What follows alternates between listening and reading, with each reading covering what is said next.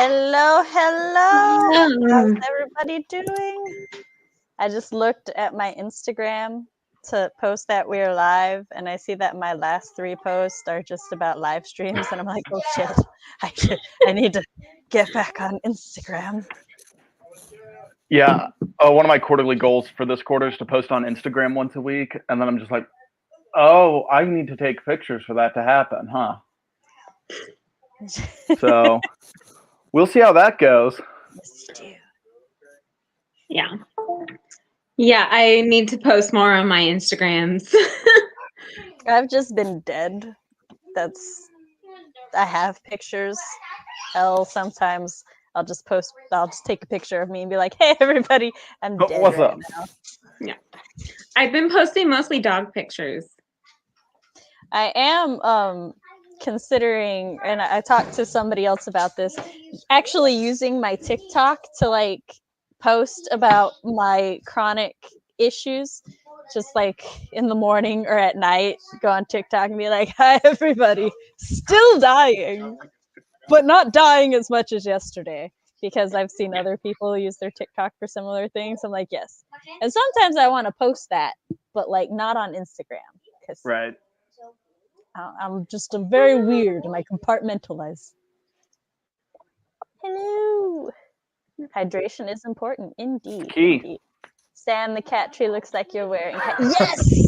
Yes. I can She looks even. like a professor. Hello. Graduating from cat school. I am the Proud of you. professor. Hello. Nice title, Matt. Yes. Woohoo. Too big. Hello. Yeah. I'm the professor. I just happen to enjoy graduation hats because I'm weird. Well, you do have to dress up in the thing that your graduation. Oh, if there you're we the go. teacher. Yeah.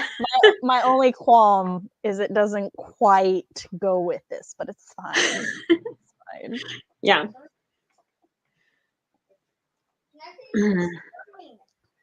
It's time. What didn't I talk to you about, sir? Fox is yelling at me, and I don't know why. Require further.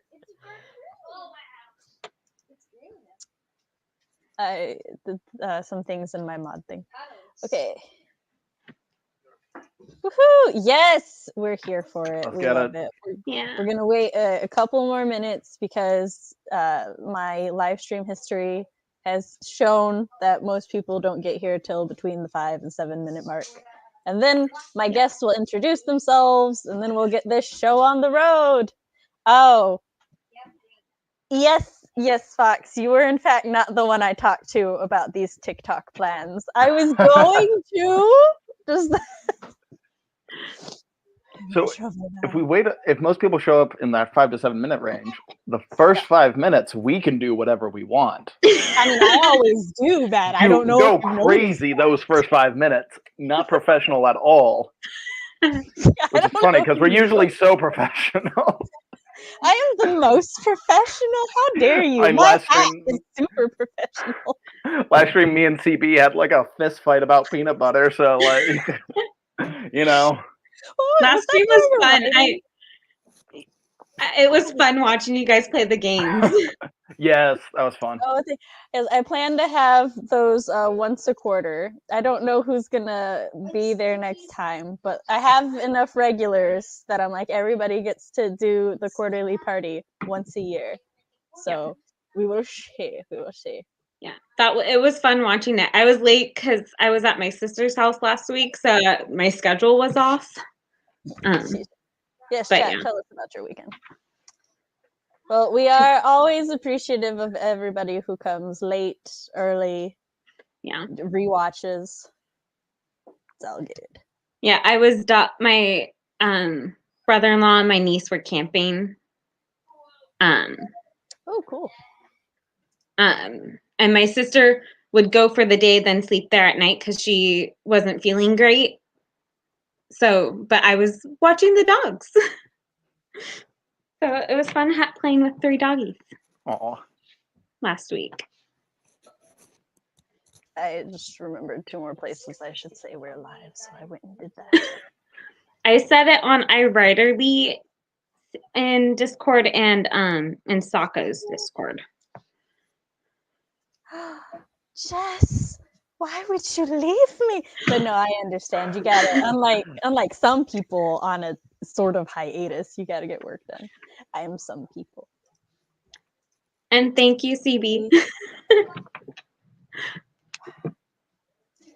I like how Audrey, you and I have like similar silhouettes with the way that our things are shaped, but very like different vibes. I feel it's a good visual medium for something. I had a sentence and it died. Yeah, I decided to just get in full.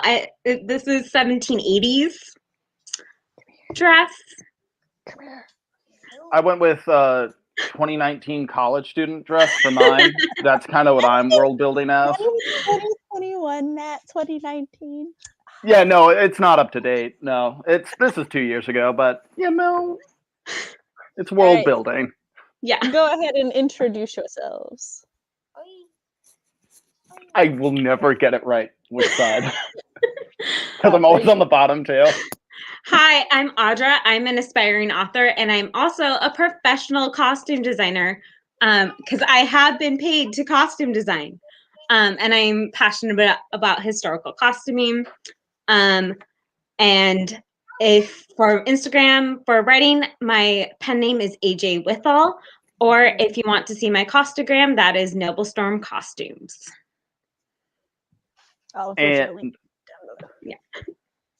And I am Matt Hollon. I am a writer working on my debut novel. And I'm also working on a pirate short story that actually has a title, The White Harvester. And so I'm working on that, hoping to get to the beta phase here soon. Got a Twitter, got an Instagram that I'm trying to post on more. They're both linked down below. And yeah, that's me. Yeah. And I am Writing Mom Samantha L. Nasset. This is my channel where I talk about writer things, parent things, and writer-parent things. I also host these live streams on Mondays where sometimes we talk about a specific topic, other times we do write-ins, and occasionally we just play games and have a good time. I will eventually one day make videos on Wednesdays that talk about all the things that I previously mentioned. I have a Ko-fi down below if you want to help donate and support the channel. I have a newsletter where you can keep up to date with all things Sam, which is linked via my website down below at samanthaalnasset.com. Did I get all the things? You can follow, you can like just stalk me at all the links. Just go to the link. They'll take you to all the places. I promise I'll start posting more than just my live streams on Instagram. All right, so I see, there it is. Hello and welcome. Hi, Jenna. So, first of all, this is a Let's Talk, which is where we're going to talk about things. Today we're talking about fashion and world building, or world building through fashion, however you want to say it. So I'm going to go ahead and explain a thing, which world building is basically every single part of creating the world of the story. The setting, the characters, the outfits, just if it exists within the world, it is world building, which is something that a lot of people like to ignore. They think that world building is just building like the trees and the dirt and the water. It's just geography. No, it's everything. You made a map, you did it. It's everything. Your world is built. No, it's literally everything. Like a story can have a lot of world building in it and not actually describe the room that it's in. I mean, if it's a short story. I've read one. I can't remember what it was called, but it was a really good story. And like, you could just tell a lot from the setting based on like what the character was doing and everything. But yes, moving on, because that's a tangent I just went on. And also, I have a migraine and some major brain fog, so if I seem a little disoriented and disjointed, I apologize. It's just how it's gonna be. All right. Yeah. So, with the Let's Talks, I try to address the questions first and then go to the talking points. So we're going to go with Matt. Do you want to go ahead and ask your first question, or do you want me to read it? Sure. Yeah. I was writing them down right before the stream so I can read them. What can fashion teach you about a world / what can you show readers with fashion? Starting it pretty general. Yeah. Should I go first? Sure. So it can teach you a lot about the world because it shows you like what type of weather. Because if someone's wearing a fur coat or a wool coat, you're gonna guess that it's probably cold. Or if someone's wearing short shorts, you're gonna guess it's probably warm. So it does show that, and how people are dressed kind of gives you inklings of like what things are like there. Like if it's very structured, you're gonna assume it's a very structured society. If it's a very structured, put together outfits, if it's looser, it's probably more casual. So yeah, that makes sense. I have a thing. Just give me one moment. I'm trying to figure out how to word it.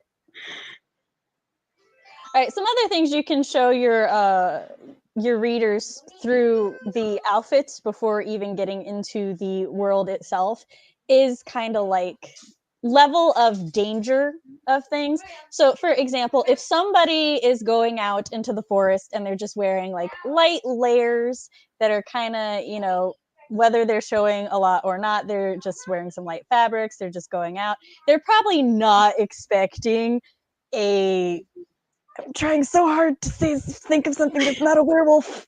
They're probably not expecting A werewolf monster. or danger of some sort. It's too late. It's the werewolf now. It's They're werewolf. probably not expecting werewolf to come at them. However, if somebody's like going out and over top of those light fabrics, they're wearing like a leather plate, they're probably expecting something is going to attack them, be it a werewolf or an enemy soldier or something. And if someone goggles, like head covering, can also let you know if like it's sandy, if there's going to be sandstorms, or if it's hella sunny, or things like that. Another good example, I say good example, it's my example, but anyway, another example is like here, it can be very warm weather, so you'll dress lightly, but on top, you'll also put a layer that's wind resistant because the wind can just blow through and be icy. So it's like something light, but wind resistant. You can tell just a lot about the climate, and safety is what we'll go with of the world. Yeah, and like something I thought of when you were talking was activities you're doing. Like if someone's in a tracksuit, you're gonna guess either they're lounging around the house or they might be exercising. One of those two things. Lounging was not where I went, but you're right. That is the thing people do in tracksuits.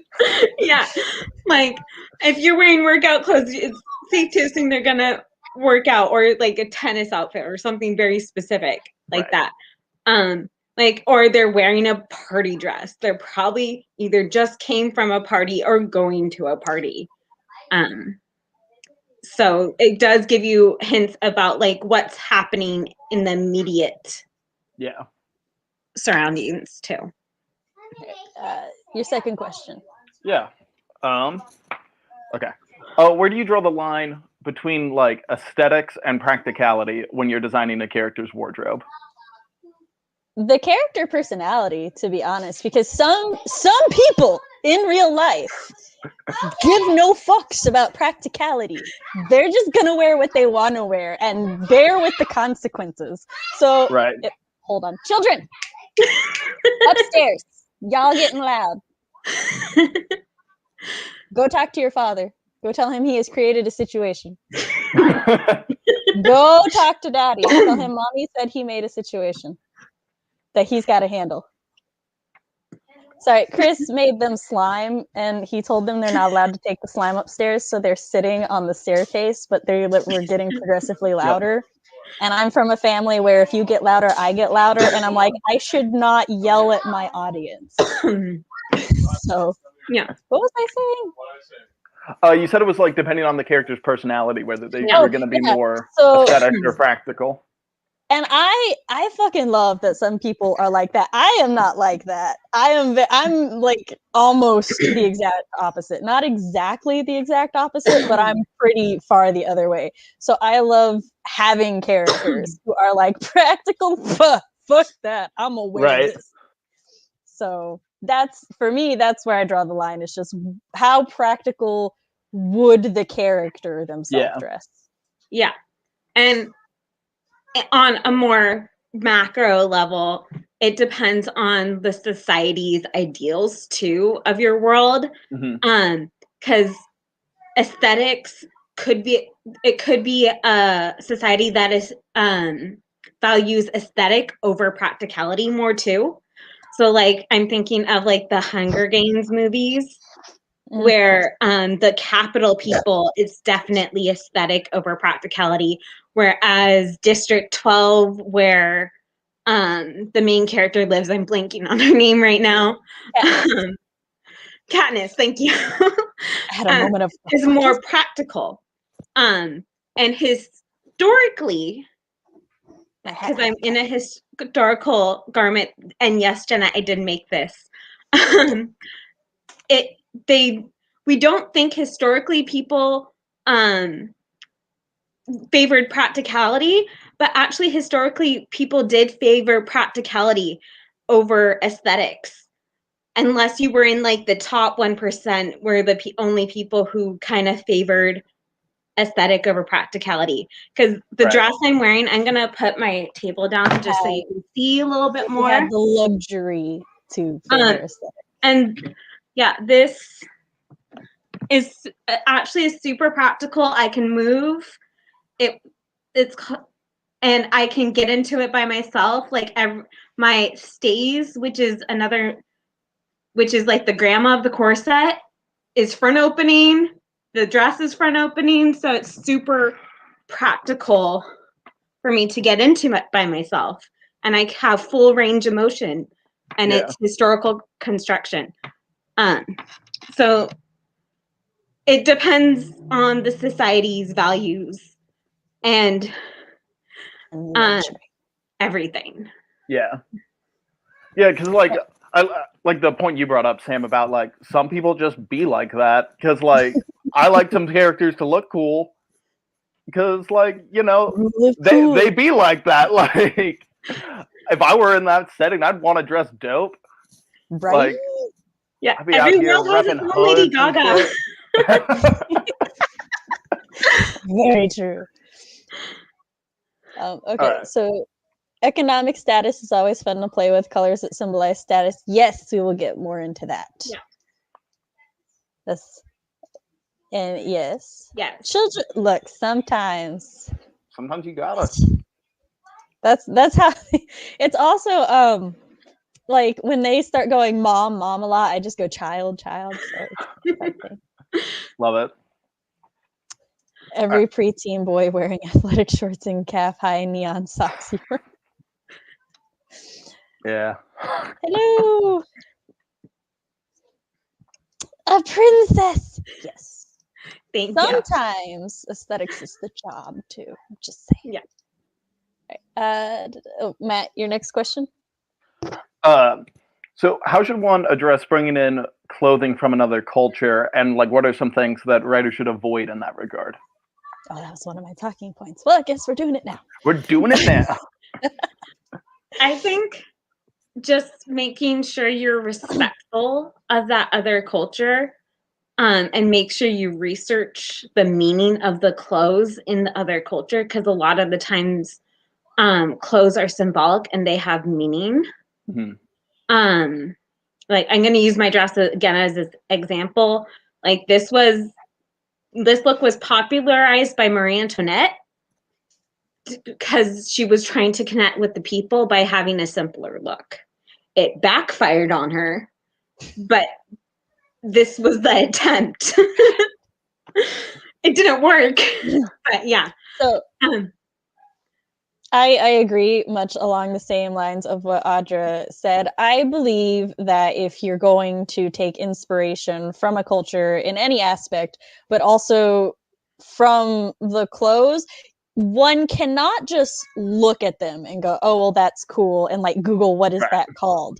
No, you should do actual research into what that clothing is, what it's made of, why they may have worn it, like really dig into the history of it, and even like maybe dig into the history of countries that or cultures that culture also has connected to or intermingled with, because a lot of cultures fashion are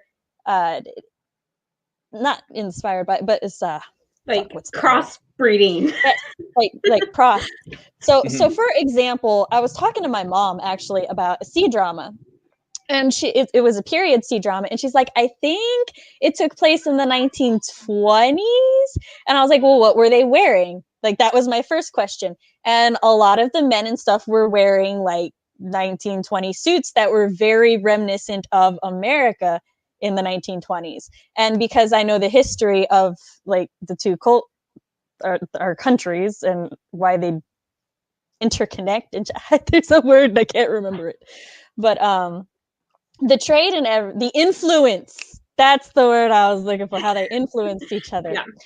Well, I know that in 1920s China, a lot of the men were wearing more westernized fashions, whereas the women were still wearing very traditional Chinese looks, but like 1920s Chinese fashion.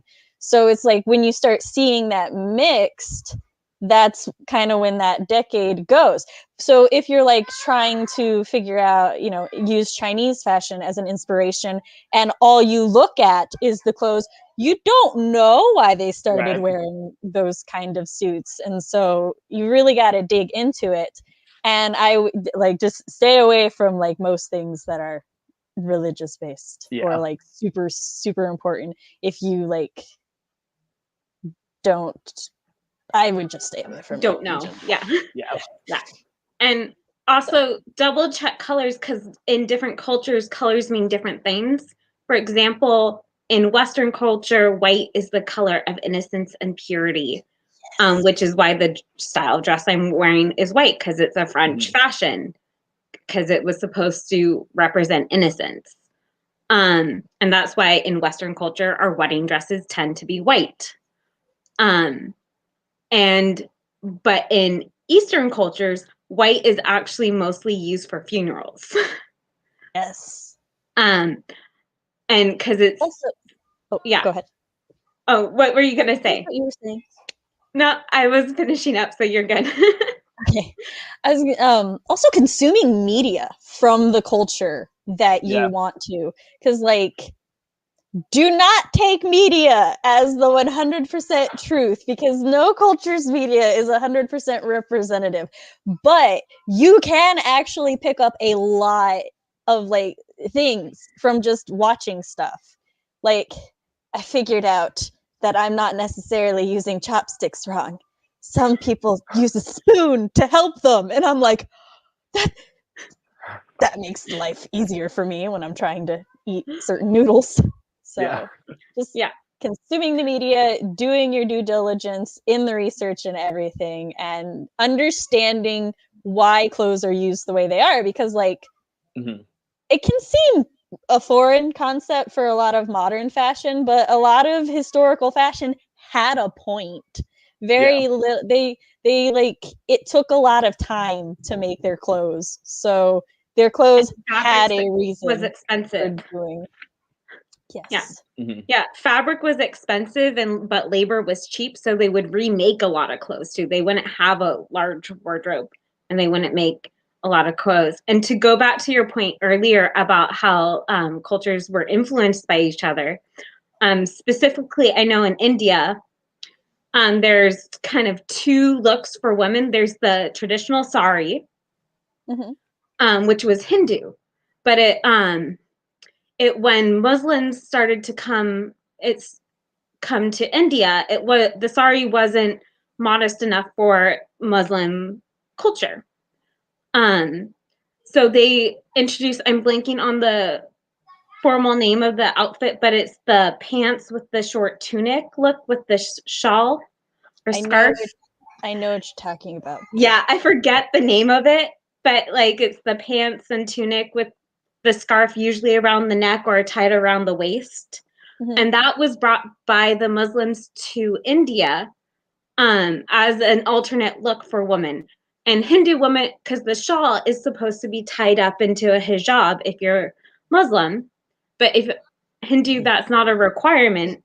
So they would wear it as a scarf or a sash. Fashion is great. Right. running around in a thick black coat and leather armor, 90 degrees. Because I would do it. I mean, I yeah, would- like this I is get where it. This is where my practical disappears. They don't need to know I how much would- I'm sweating. But also, I have a weird body temperature, so I can wear leather in 90-degree weather and be fine. That's a great question. Audra's a pro. Yes. Thank you.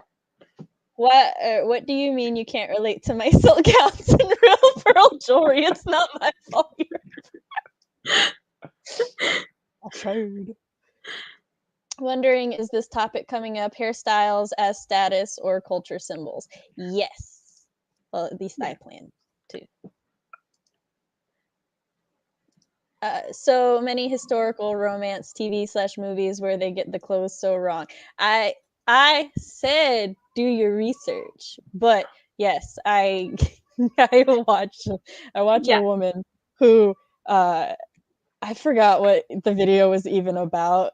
It's just sometimes she'll be talking about the history of China and she'll talk about the hairdos and she'll be like, unlike K-drama or unlike Chinese historicals where they always leave the hair down because it's prettier. So much Yeah. salt. I don't mind intentional deviations. Like if they're very purposely doing alterations in the history inaccuracies to make a point. Like Bridgerton kind of did that. If you're familiar with that one. But yeah, it is the bane of my, I will scream at the TV. I have friends who will not watch historical movies with me. Dead zombie breath. Look, you don't understand how mind blown I was when I saw that. I was like, wait a second, we can use spoons? So, Matt, your next question. Cool. This is a pretty simple one. What are some things you love to see in fantasy and sci-fi fashion, and what are some things you hate to see in fantasy and sci-fi fashion? Do you want me to go first? I have an answer immediately. Yeah, I like consistency. Like whatever it is, I like want the aesthetic to be like consistent, or even if it's like Game of Thrones where there's different cultures. Mm-hmm.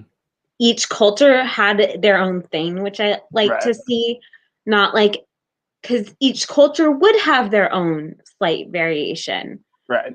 And style, especially if they're not really talking to each other. Like the more people talk to each other, the more similar fashions will be. Yeah, I could give a whole talk on how communication and how fashion changes and is similar, like are correlate. But yeah, so I like to see like whatever it is they're doing, they're consistent. I don't like it when they're kind of all over the place. And I like to see like different, if there's different cultures within the show or book or whatever, that they each have a slightly different look. Yeah. Yeah. Yes, I did. Okay, so for what I don't like, titty plate. My God, you know that if you actually create a breastplate that sections the titties and they fall, it will break your sternum. Did you know you could die from this armor? How is this armor good? Who the fuck thought this was okay? You can get the titty look without titty plate. I'm just saying. You want to carve it like the Greeks? That's fine. Sure, we can do that. We can have Roman inspire it and have it boob shaped. But there needs to be layering between the titty and the titty plate. I'm just saying. I'm very passionate about this. I fucking hate it. Now, Yeah, and if you hit the sword at the wrong angle, it could go towards the center too, which you don't want the sword at the center of your body. it's like, oh yes, let me. Ah! No! No! Okay. Like, I did So what take do you a like? stage combat class in college, so I know the basics. Now that that's out of the way, and I stabbed myself in the sternum with my. Like, yeah, it was just my fingers. How do you think that could have feel? With a sword. All right, now what I enjoy is armor when I can look at armor and I can tell that there was actual thought into the design. Because the other thing is like when your pauldrons are like so big that if you lifted up your shoulder, you're gonna cut your face off. That's also not okay. But yeah, I like armor that when I look at it, I can be like, oh, there was thought that went into that, and that would actually be practical. I guess here's where my practical versus aesthetic design is. We found it. But I enjoy that. I also enjoy very distinct influences and variety and stuff. It's like my sisters and I were watching Raya and The Last Dragon, and we're like looking at the different clans, and we're like, oh no, that one is definitely like influenced by Indonesian fashion, or like, oh, that one is like we guessed at the Vietnamese one. We're not as well versed in that fashion, but we're pretty sure that's what one of the other ones are. And so just like being able to pick that stuff out and just see that a lot of like attention and detail went into that kind of stuff, I adore the fuck out of that. I also like when if like 6 characters walk into a room and I can look at their outfits and gauge roughly kind of what culture that they came from. Yeah. I love that because that also says there's a lot of attention to detail and everything. Yeah. Yes, Yeah. the spiky pauldrons. But yes, Yeah. a lot of feelings on armor. Yeah, like as a costume designer, I like it when there's all that thought. Yeah. Okay. When I can tell that they weren't just slapping things together, that there was actually thought and intention behind everything. Yeah. I will say I have a mild exception. So chainmail, for everybody who doesn't know, is made up of a bunch of little links, which means you should definitely not wear it directly on the skin because that shit could pinch. Oh, God. It does not feel good when it pinches. I say from personal experience. Just ripping hair out. Exactly. Ugh. Also, could you imagine wearing it straight on your chest? It could get like it could pinch your nipple. But I'm about that. there is a character named Tyr Anasazi who is from a sci-fi show called Andromeda. And first of all, it's sci-fi like way in the future. So everyone else is using laser guns and stuff, but he uses melee and all he wears is chainmail. Like chainmail or a leather thing. And I'm like, I can forgive it because it's trying to demonstrate how badass he is. He's so badass, he don't care if his nipples get pinched. And I'm like, okay. That You're so badass you can't feel your nipples. Baller. You're so badass. You enjoy the pain. Yeah. And yeah, it's the same rule for like corsets. But not titty plate. Like have that layer of fabric underneath because the pinching, like there's a scene in Bridgerton because they didn't have a chemise, which is the name of the thing that goes under the corset is called. And you could see that it was rubbing against the actress's skin and it had left a little rash because they weren't putting anything under the corset. And I'm like, well, it stays because it's the 1815, so it stays then. But yeah. And I'm like, girl, put that in. It keeps it good longer. It's more comfortable. It also protects your corset. Yes. Oh God, spiked vultures. Yeah. audience knows what I'm talking about. You need armor. This is my armor. I love it's a good show. Not me, but some people think. Okay. What is your next question, Matt? Oh yeah. Also, I'll say real quick my own loves and hates. Oh yes, sorry, go Because ahead. they're simple. Because they're simple. I love hoods. Hoods on bad guys or good guys. They're badass. Hoods are fun. And dislikes. It's when the clothes are just boring. Like the whole just like, oh, I wear gray armor. Wow, man, how'd you do it? That looks great. Like I want some. I want colors. I'm simple. I want You colors. want some armor spray painted, damn it. Yeah, like give me some. Put a red dragon on there. Do something. All right, question 5. Oh, hold on, we've got comments, and then we'll go to question 5. Yes. I could go on entire tangents on corsets, but I can't stand the lack of corsets in shows and movies. Are you about to do a 7-mile jog without a sports bra? No, wear your damn corset. Yes. Yeah. That's what okay. Sorry, I have to go jot down a point that I finally remembered that had been plaguing me. And I will happily go. I have like a hours long corsets versus stays lecture and history of corsets and stays. How did you know what I wear on the weekends, queer? Which are we? Yeah. To clarify my hood love, good and bad. Hoods are just dope if you want to look awesome. Yeah, hoods are fun. I have a couple cloaks with hoods. Yeah, like it's so cool. And like I donated it to a theater because it didn't fit me. Someone gave me like a vintage from like the 40s silk velvet coat with a hood. And it just was so much fun, but it didn't fit me. So I passed it on to a theater that would take care of it and use it. Yeah, because it was too skinny for me. Fox says that Matt can live because he likes hoods. I'm what? You can live because you like hoods. Good. So I was trying to get that out in between burps, and then I said it, and I finally stopped burping. That was the magic. The cure. Yes. Okay. All right. We ready for question 5? Yes, there is itty bitty titty discourse going on, but go on. Okay. Question 5. I'll just talk around that. To what extent do you think a character's personality should be seen in their wardrobe, assuming they have say in their wardrobes?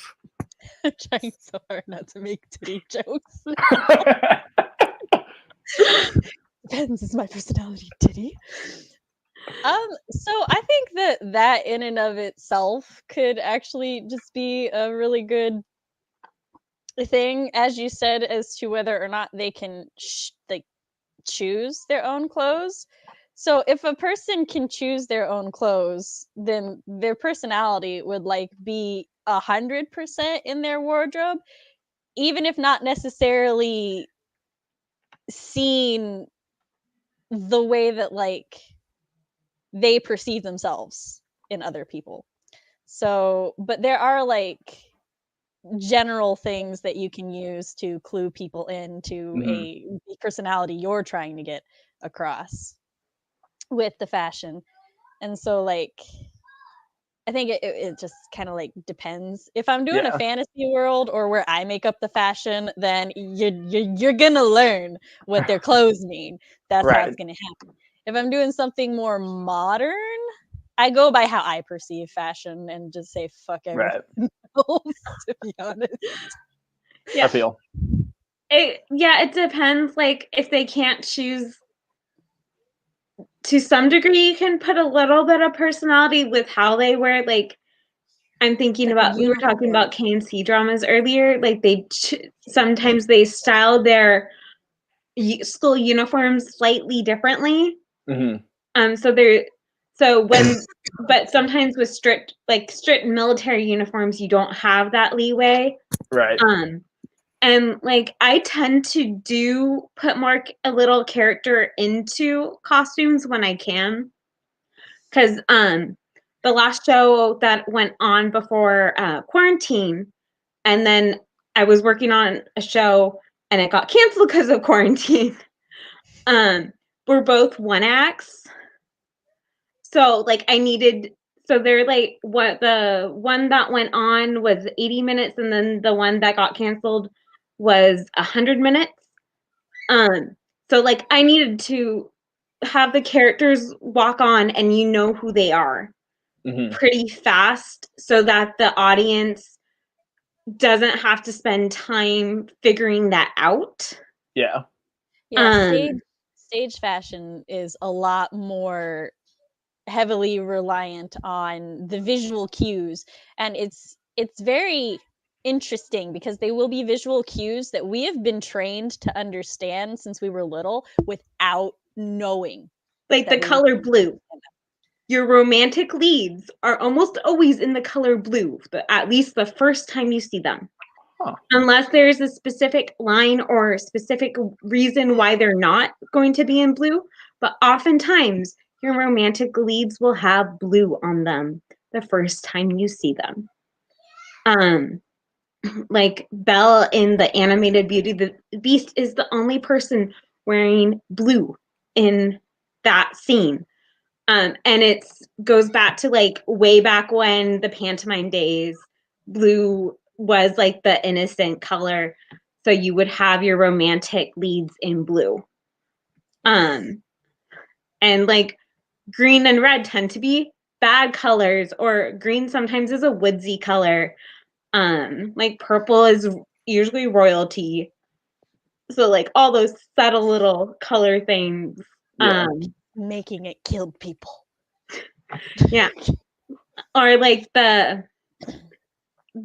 last show that performed that I designed, it was a sci-fi crime thriller, and there was 3 timelines going on. So one of the timelines was color, the other 2 timelines were drop. So you could kind of tell them apart. Yeah. Because the other 2 timelines, it was the detective interviewing a witness and the detective interviewing a suspect. So you kind of knew those weren't happening at the same time. Right. But the investigation was in color. So, and then like the one that got canceled, they didn't actually confirm it was an existentialist play. So they didn't confirm their location until like a third of the way through the show. They gave like hints of their location. So I made sure they all had red in their costumes to hint at where they were, because they were in hell. Ah. So and the message of the play is people are the worst. So A vibe. Yeah, hell is other people is the catchphrase of that show. But yeah, so like I had to let them know, and they're only in one costume the whole show, so I had to have them walk on. You kind of get the vibe of the person from the costume. Like the heiress was in like a ball gown. The journalist was in a suit, and then the lesbian was in a pantsuit. Is that her occupation? No, she was, I forget what her occupation was. Because it took place in the 40s. So yeah, there was an heiress socialite. So she was in like a 40s like party dress. The journalist, revolutionary, was in a suit. And then the lesbian character was in a blouse and pants. Like and she occupation. I think she was sexual identity. Yeah. I think she was something to do with writing. I gotcha. Or a journalist too. I don't remember. I don't remember if they even tell you what she did. Yeah. because it didn't really matter to her story what her Right. occupation was. Yeah. Got you. Yeah. So that can going back to the question of to what extent do you think of nope, that's not it. Yes.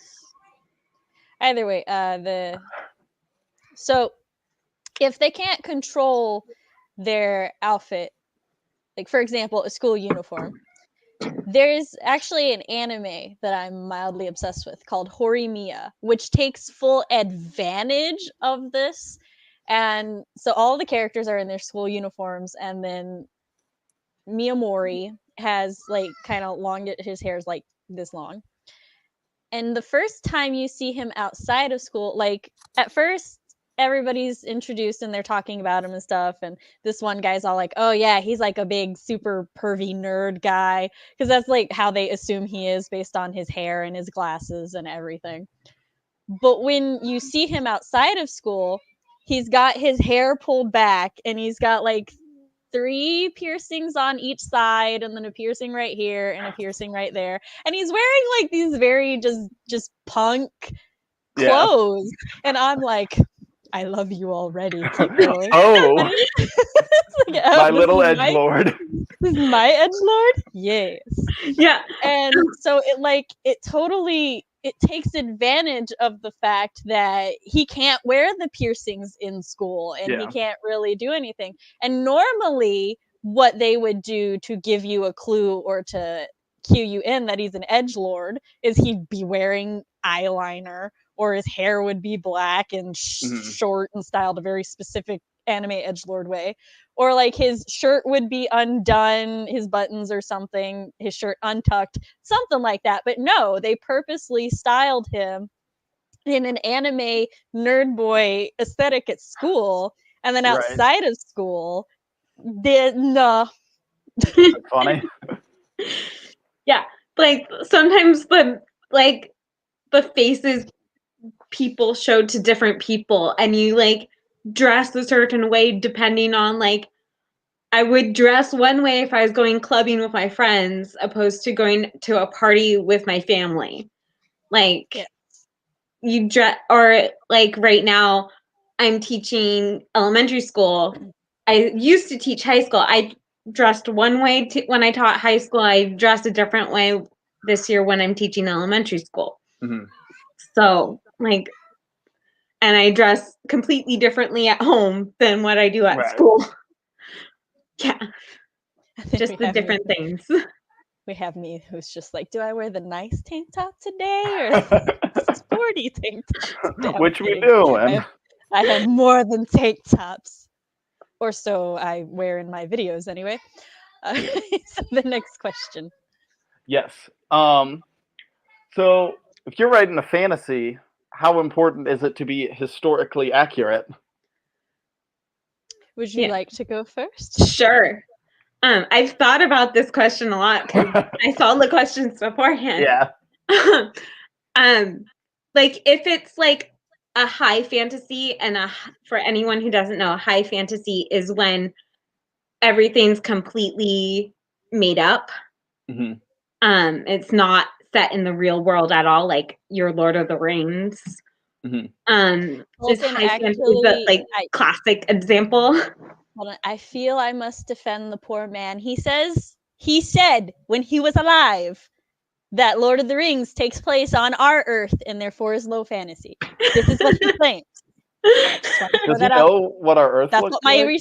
That's what my research found when I did my low versus high fantasy video.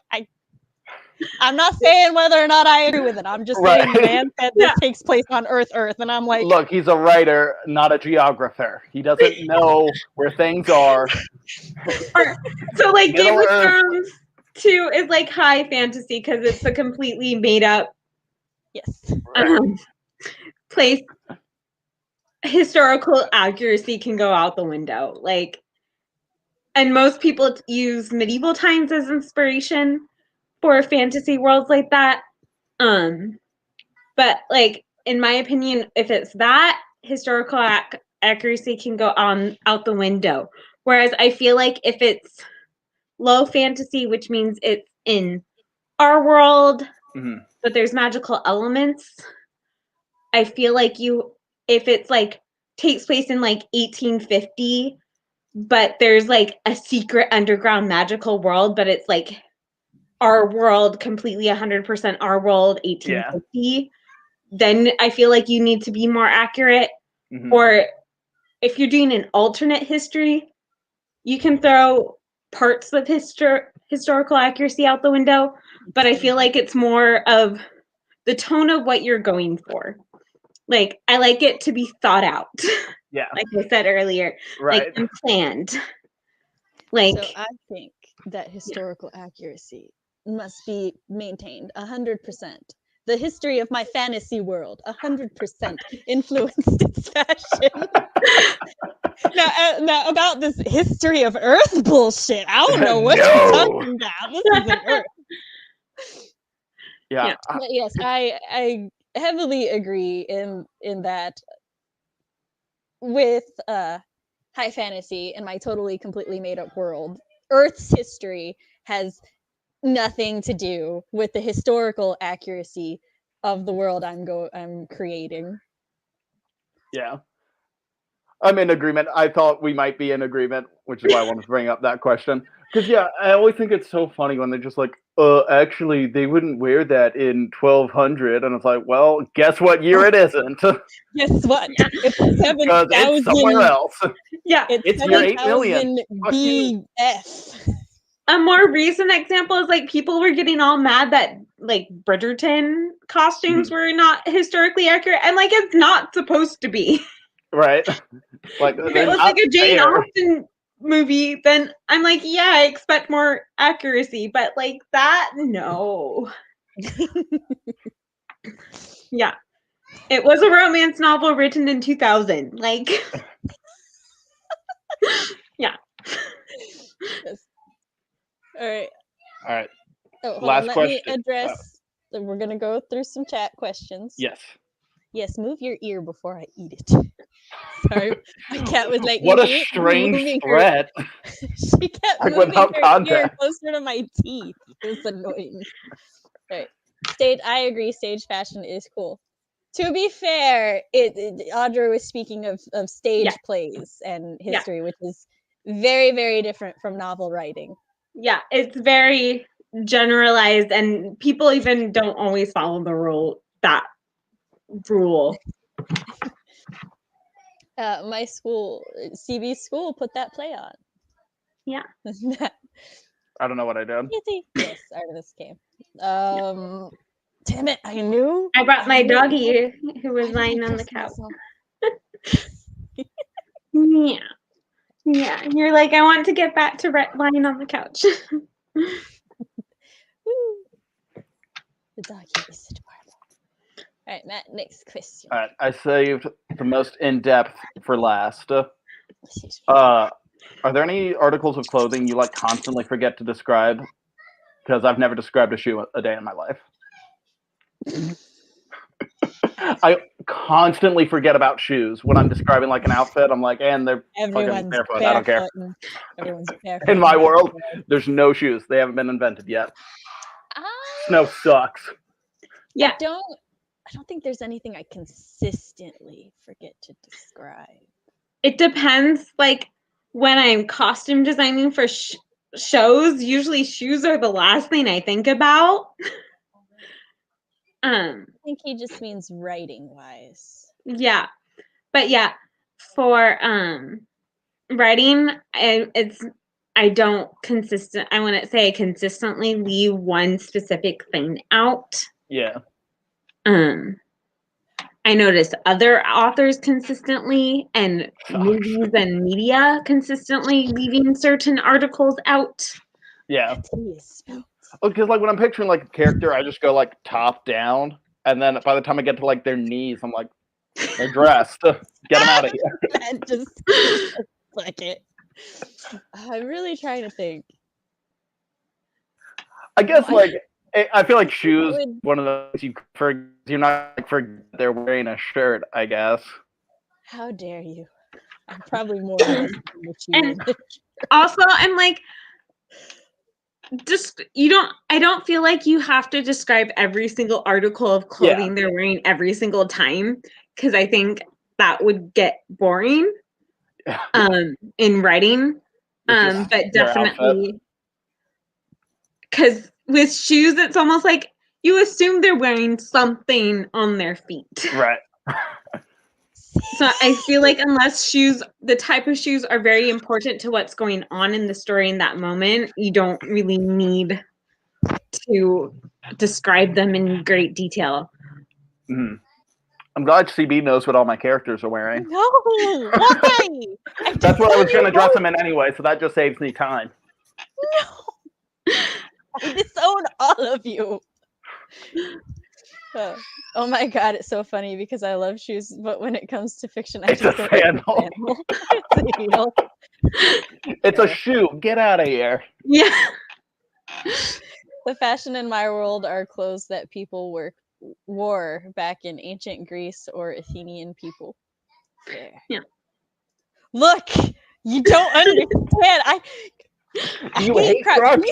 Okay. You know that your Crocs can melt if you're walking on asphalt. Why do I want a shoe that can Taller. melt on me? Why?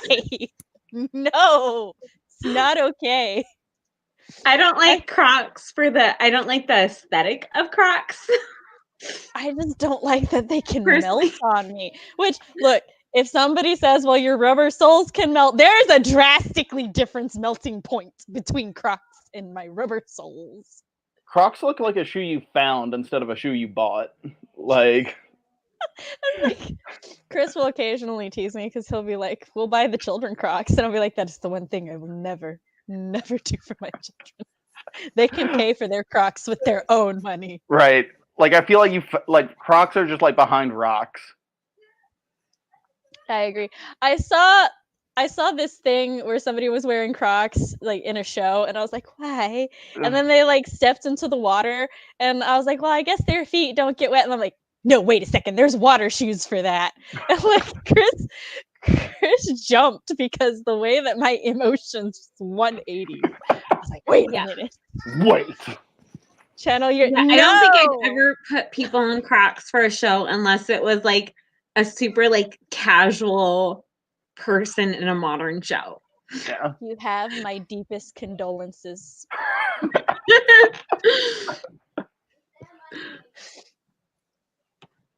I had a pair of jelly shoes in the 80s. They were too mobile sweat factor. That does not sound pleasant. Yeah, I had the jelly sandals in the 90s. I don't know, but I don't want to know either. So That's nobody just like rubber pants with holes in them. No, they're plastic. Crocs are made out of plastic, not rubber. They're still weird. They're bendy and like mushy. I guess mushy's not right. They're soft. There you go. That's just in my head now. If you can't tell, I've never actually worn a Croc, but like I've seen them, and they don't. Put someone I in borrowed. Show if they're a Karen from Ohio on vacation in Orlando. Let's be real. Like I've borrowed people's Crocs when like I've dog sat or was babysitting and I had my shoes off and we were going outside for like a second. So I like was like, oh, I'll just slip my feet into their Crocs, go outside and come back in. Yeah, they're not super comfortable to me. Let me tell you, I'll just go with my bare feet on the hot asphalt. I got enough calluses. I'm Southern. I'll blister before I put on a Croc. Damn it! Blister before I'll wear that plastic. No, you don't understand. CB, what? Fox, what did you send me? I'm sorry, CB. Why? Well, I don't know. I don't know how I feel about those pants shoes. He sent me a picture. Hello? Hold on. I will share. Pants shoes? If I have to see it, everybody else does. All right, hold on. Da, da, da, da, da, da. I must zoom in. Oh, that's a look. Hell yeah. See, my initial reaction was because I thought these were Crocs, but then I was like, wait a second, no, they're not. Those are sandals. I just pictured it best Jean or the Jean hero from Best My Hero. Jean- yes, Just wearing that's those. probably what it should. That's what it should be. Look, he's one of my faves. I love him He's so so much. funny. Like just his Are jelly existence. shoes back? Interesting. They are. The only time I have worn Crocs was stealing my friend. So I like how everybody's like, I only wore Crocs when I. Yeah, they just like look. Was it because you were out at 3 a.m. or because you were wearing Crocs? This whole thing. It's not fashion and world building anymore. It's just why are Crocs. Why do Crocs exist? Answer. They shouldn't. Well, in world building, sometimes there are fashion choices that do not make any sense. Look, here's the thing. I created my fantasy world. I don't have to put anything in it I don't like. Crocs do not exist in my world. Even my urban fantasy, they don't exist. They're not they real. never existed. No. They're a figment of other people's imagination. They're a conspiracy theory. Somewhere in one of my worlds, there's a person who has a board. And she's like, plastic sandals exist. I'm telling you. They're real. Let's talk Crocs. No! I thought you understood me. No! I like that height.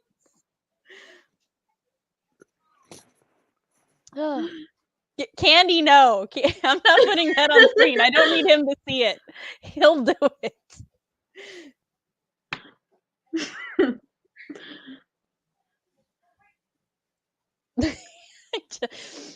I like how we got derailed by Crocs.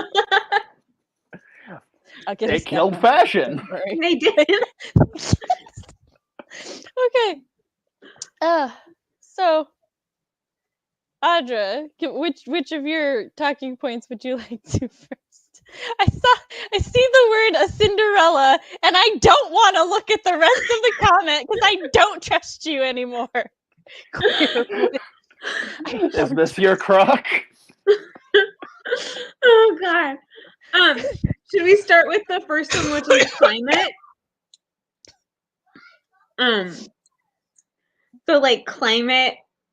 So the first point I had was climate, how climate affects world building and costumes and fashion, because like where you are in the world and depends what type of fabrics your choices you're gonna have. Like if you're in a warmer climate, you're gonna have lighter clothes. And if you're in a colder climate, you're gonna have heavier, warmer clothes. Like which is why Russia had different fashions than the rest of Europe for much of history, because Russia's super cold. Slightly different weather. Slightly. And also what time of year your Yeah. story's taking place can affect what they're wearing. So, something that I actually looked into when I started creating a desert culture for my current whip, because I noticed it, but I had never really thought about it. But sometimes desert cultures show a lot of skin, and then other times desert cultures like cover up every freaking inch that you can see. And I was like, but why? What is the difference? And it turned out it's the humidity. I don't remember which one is which, but basically, if it's a dry hot location or a wet hot location, it's different. I want to say in the dry hot, do not Google this, double check your facts. I have brain fog. I will not be held responsible if this is wrong, but I'm pretty sure that in a dry hot climate, your sweat evaporates faster. So you want to wear less clothing so that you can get that breeze going. But in like a wet hot climate, you sweat more. So like you wear the layers, you wear a layer close to you to soak up the sweat, and then another layer to protect you from the heat of the sun. Like I said, this is what I think I remember. I will not be held responsible if I'm wrong. I have brain fog and not enough time to Google. Yeah, it makes sense. I don't know if you switched them or did it right. Yeah. Because I know like in Egypt and Saudi Arabia, they do the full covering because the heat, they want to keep the sun off their bodies, which is why the full coverings were more common there. And they wore dark colors so that if you get lost, you can be spotted in the sand, against the sand. Is a thing too in desert cultures. So it's like, so when you go to look up how climate will affect the thing, you really have to learn a lot more about climate than one thinks they would have to learn about climate, because like humidity makes a vast difference. Yeah. And also wind chill factor. Like I said, where I live in, I forget if it's middle humidity or high humidity. Either way, we get wet heat and dry heat. It depends on the day. And then so yeah, we wear the light layers because it's fucking hot and the sun beating down on us is gonna melt us. But also the wind's gonna blow right through those light layers, and then we're fucking freezing like it's the middle of winter. So we have to wear like windbreakers or just a light coat or something like that. And let me tell you, the athletic shirts and stuff, that's that material that soaks sweat up. Oh, it's so good. So good for wet heat. Okay, I might have gotten the desert stuff right. Maybe. Yeah. I'll never know. No, because I was thinking too, because like part of the reason why in historical clothes there's so many layers, you have that first chemise layer to soak up all the sweat, and it would often be linen because linen has wicking properties, so that because linen actually just wicks off all the sweat. So also, yes, to protect from the dust from the storms. I actually learned more about dust storms from my friend Ninja, who lives in Arizona, because like one day he was talking about how he couldn't leave his house because they were having a really bad like dust storm, and I was like, you have no what? What is this? You have enough dust to hurt you? Hold on. So yeah, it's climate is fascinating. Yeah. And like And where the part of California I live, I usually have layers in my car because it will be freezing in the morning. And then really warm in the afternoon, especially right now as we're getting into summer, more into summerish weather.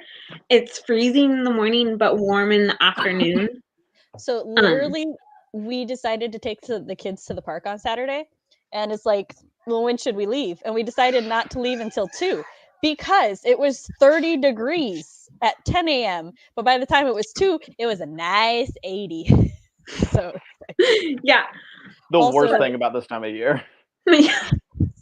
But also an excuse not to leave your house before noon. Yeah. Or also the part of California into is like if I just go over the coastal burial hills to the coast, it's freezing. It's usually like 10 degrees Fahrenheit colder over on the other side of the hills if I go to the coast side. But I'm on the base side, so it's a little bit warmer over here than over there. So yes, the 2 things I want to add now. One, because this bugs thing reminded me. Yeah. So my grandfather, when I was younger, he actually told me, he's like, you know how to tell if a cowboy's from Texas or not? And I was like, how do I tell if a cowboy's from Texas or not? Whether or not his jeans are tucked into his boots. Because Texans tuck their jeans into their cowboy boots so that snakes can't climb up their pants. Because snakes will try to climb up your pants. And ever since that day, I tuck my jeans in my boots. no snakes climbing up these pants. No. And the other Yeah. thing is mountain ranges and oceans can have like a really big thing, because that's why our weather is so weird. I'm like prepared no matter where I go in the world. I know how to dress because I'm in a mountain range. At Yeah. a mountain range right by a major river. So we get tropical, we get the Arctic winds, we get tornadoes. Even like Florida can have hurricanes, and then we will have mild hurricane weather. It's Yeah. so much fun. I'm so prepared for the world. So like Yeah. stuff like that. And if somewhere is by a tropical ocean or a tropical sea, it's more likely to be warm. Where if they're by like a frigid or a Arctic or cold body of water, it's more likely to be colder, because Yeah. the Yeah. winds bring that all in. Yeah, Welcome 'cause- to geography with us. Yeah, I remember like when I visited, so like the Pacific Ocean is cold, especially where I am. It's cold. But then I went and visited my friend in Charleston and went into the ocean. It was not cold. Yeah. Like in South Carolina, it was not cold water. But then, so yeah, it does depend on like where everything's coming from, whether it's cold in the ocean or warm. And like in my point, if you're on the ocean side of a peninsula, you're going to be colder. But if you're more inland Yeah. or on the bay side of a peninsula, it's going to be warmer. What is the same down here in Orange County? I missed when you said this. I assume you mean the boot thing. Yeah. Yes. Yeah. And I was just sending me utter hate and vitriol, and I'm just going to disown her in the DMs. Stop sending me Kirishima Crocs. What the fuck? I didn't even see the stiletto Crocs. Why? Yeah, and I was thinking too, because like if you go up into San Francisco, and this surprises a lot of people because everyone thinks, oh, California, sunny. Oh, the Mhm. There's that stereotype. And I sometimes laugh at tourists who come with that expectation and dress for not that sunny weather, but it's cold. But like literally, if you go to San Francisco, half of the city, the ocean side of the city, is foggy most of the year. Mhm. The fog's name is Carl. And then the bay side of the city, is sunny. But all the rich people back in the day lived on the ocean side of the city because the bay side they had to use as a port. So the rich people didn't want to live near the port. Right. So the rich people were on the foggy side of the city. So all the old Victorian mansions are on that side of the city. That doesn't get as much sun. Joke's on them. Yeah. But now because they don't use that port really as a port as much, they're putting a bunch of like high-rise condos on the sunny side of the city. Yeah. Now. Because the rich people want to be on the sunny side now.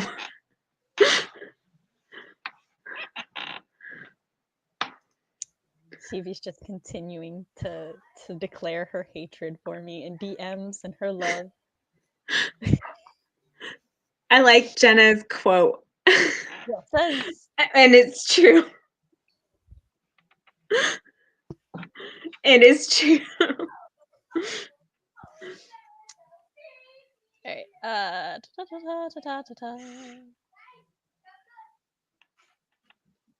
So, characterization with fashion.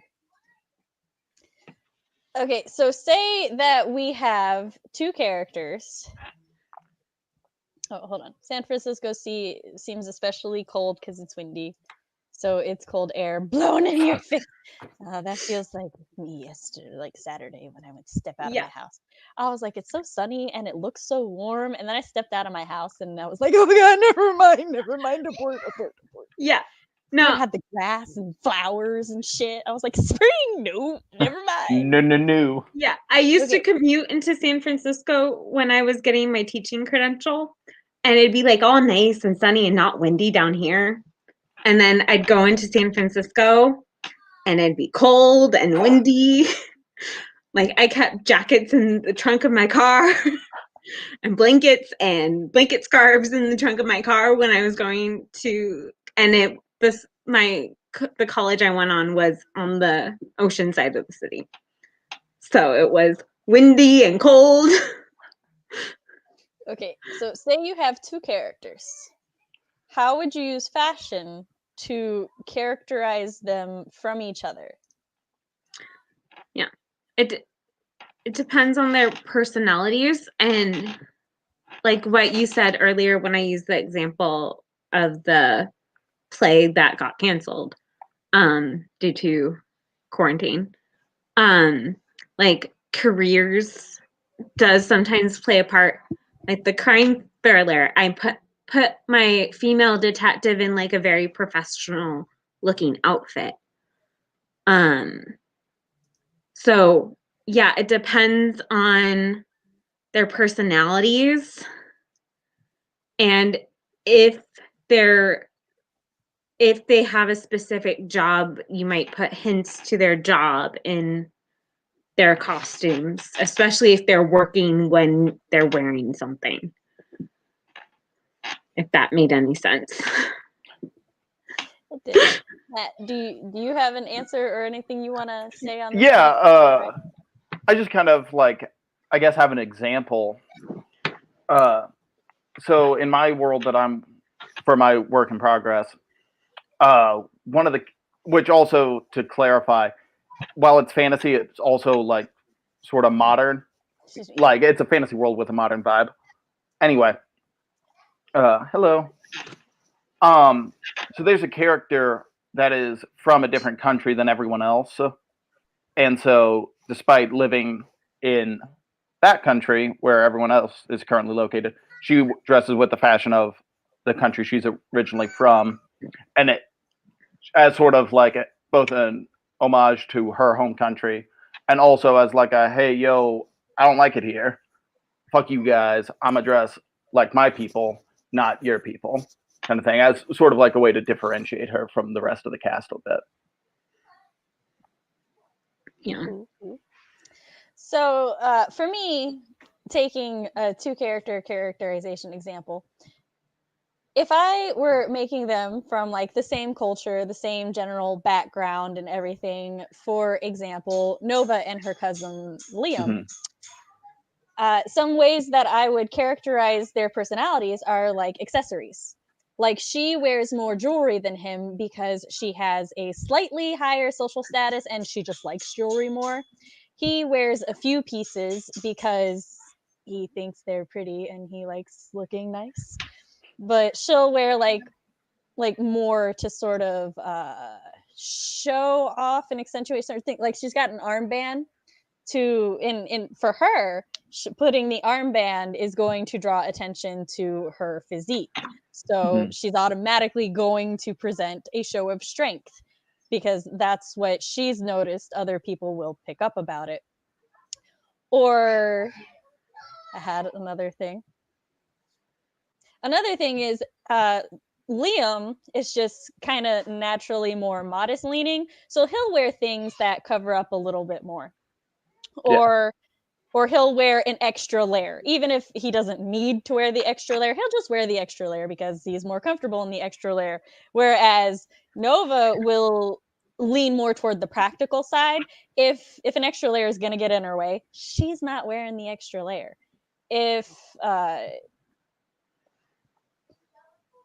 If she's hot, she's just going to start taking layers off, maybe till she's in like her bottom layer. She just does not care. And so this is the kind of thing. But they both will always wear the color silver because they are from the silver house. So for them, that is a signifier of their status and their background. So like she might wear a silver top, or she might wear a sash that's silver. And Liam much the same thing. Their jewelry is largely silver instead of like gold or something. Now, Liam's favorite colors are actually like blue and purple. So he'll wear more blue. Like a lot of times his outfits would be blue or purple as like the primary color with silver accents. Whereas Nova will lean more toward wearing grays and stuff because for her, showing off that silver or that gray is more important than wearing her favorite colors. So those are some ways that like you can show characterization. Another way is, and this is like one of my favorite things to see, is like the charlatan characters who are trying to pretend they're higher status than they really are by wearing the fine suits, but the fine suits will have patches or they'll have like sewn places because somebody who's actually of that higher status would probably just get a new one instead of wearing something that's patched. Right. And so little things like that that that viewers can pick up on or that readers can pick up on and stuff are another good way to characterize. Also, shoes. Yeah. The bane of my Even though existence. every episode wants to forget the shoes, I cry.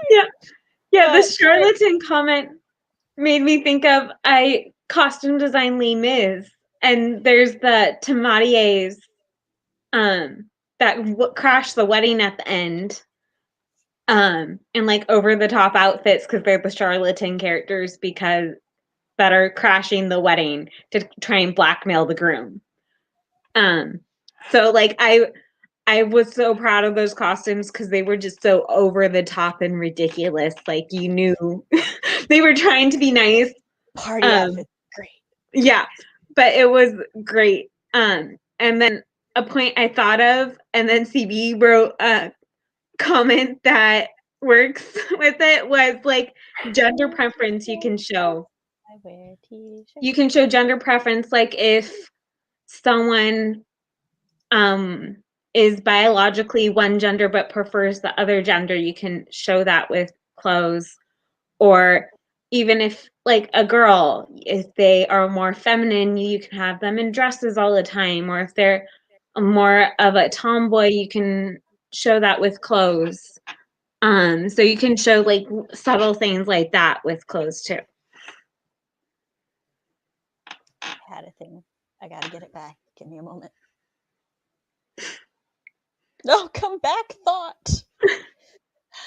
I'll bring it back if it comes back, but it ran away. It's gone. You'll remember it after the stream. Yeah. 4 hours later, damn it! Okay. Just goes live again at 4 a.m. Just, by the way. By the way, everyone. Yeah. If you want to pick your next, I'm gonna. take Sure. it, I think. So my next one was culture. So like showing the culture, like what are the values of the culture? And I think we touched on this with the aesthetic versus practicality question too. Is this aesthetic more important or is not? And some cultures have like drastically different female and male clothes. Some cultures have more similar female and male clothes. Gender neutral. Yeah, more gender neutral clothes. That's the word. Hair. I was going to bring up hair. Yeah. That's what it was. And so, and like certain religions have certain things you wear due to your religion. Like, some people have a little necklace, or pendant of whatever that represents their religion. Or there's some cultures where you're supposed to cover your hair. And there's cultures where men and women cover their hair. There's some cultures where only the men cover their hair. There's some cultures where only the women cover their hair. So there's a lot of things that you can show just about the society in general based on what people are wearing. And hairstyles are great for both characterization and showing culture and things about the world. For example, societies that are a little bit more, I don't want to say on the go, but like that are more like working day to day and everything, they tend to have a lot of updos or a lot of hairstyles that are easier to maintain, and may even have a covering on the updos to protect the hair.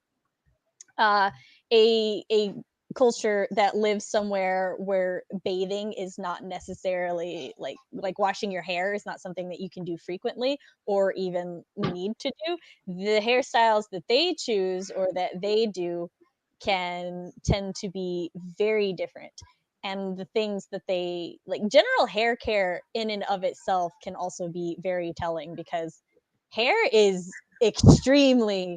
treated very differently throughout the world. There are some cultures that like you keep your hair long unless something drastic happens. And like I mean legitimately drastic. I'm not like using someone like your dramatic. parent dies or something Your like that. parent dies, your sibling dies, you lose a child, and then you cut your hair as a symbol of mourning. And so that is something that can be kept in.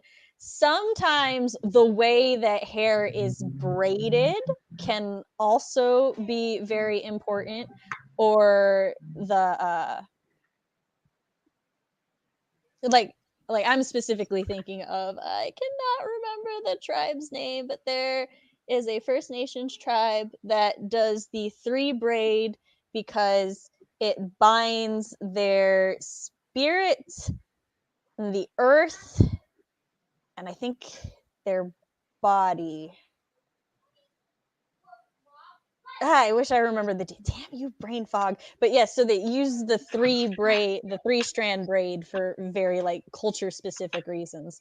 And so incorporating things like that and learning more things like that will like bring a whole nother level of life, I feel. Yeah. Yeah, there's all those, and there's subtle things like the hairstyle I'm wearing, it's up. And it could be all up if you were more of a working woman, but the fact that I have one ringlet falling down would show more upper class. And it was called a lover's lock, so it was also supposed to be a little flirty if you had a ringlet falling down. Being flirty on the stream, are we? Because like in Western culture, in European culture, if your hair would all be up unless you were, for women, your hair would all be up unless you were under a certain age or you were loose, as in you were a prostitute. That would be one of the signs that you were a prostitute, is your hair would be down. And like this was high society's way of kind of playing with that a little bit in the late 1700s, just having it mostly up and just a little bit of a curl. And also like in Western culture, which you could draw from too, is if you were unmarried, your hair would be uncovered in the 17 and 1800s. But once you got married, your hair would be covered with like a little cap or something. So like there's that subtle symbols too, because other cultures have like a subtle change. Once you get married, you wear this a certain way instead of the unmarried way. Like I know in Japanese culture, the long in traditional kimonos, the longer sleeves are saved for unmarried women, and you have the shorter sleeves once you're married. With the hanging sleeves in a kimono. And you would have more elaborate designs on your kimono and more subtle designs once you're married.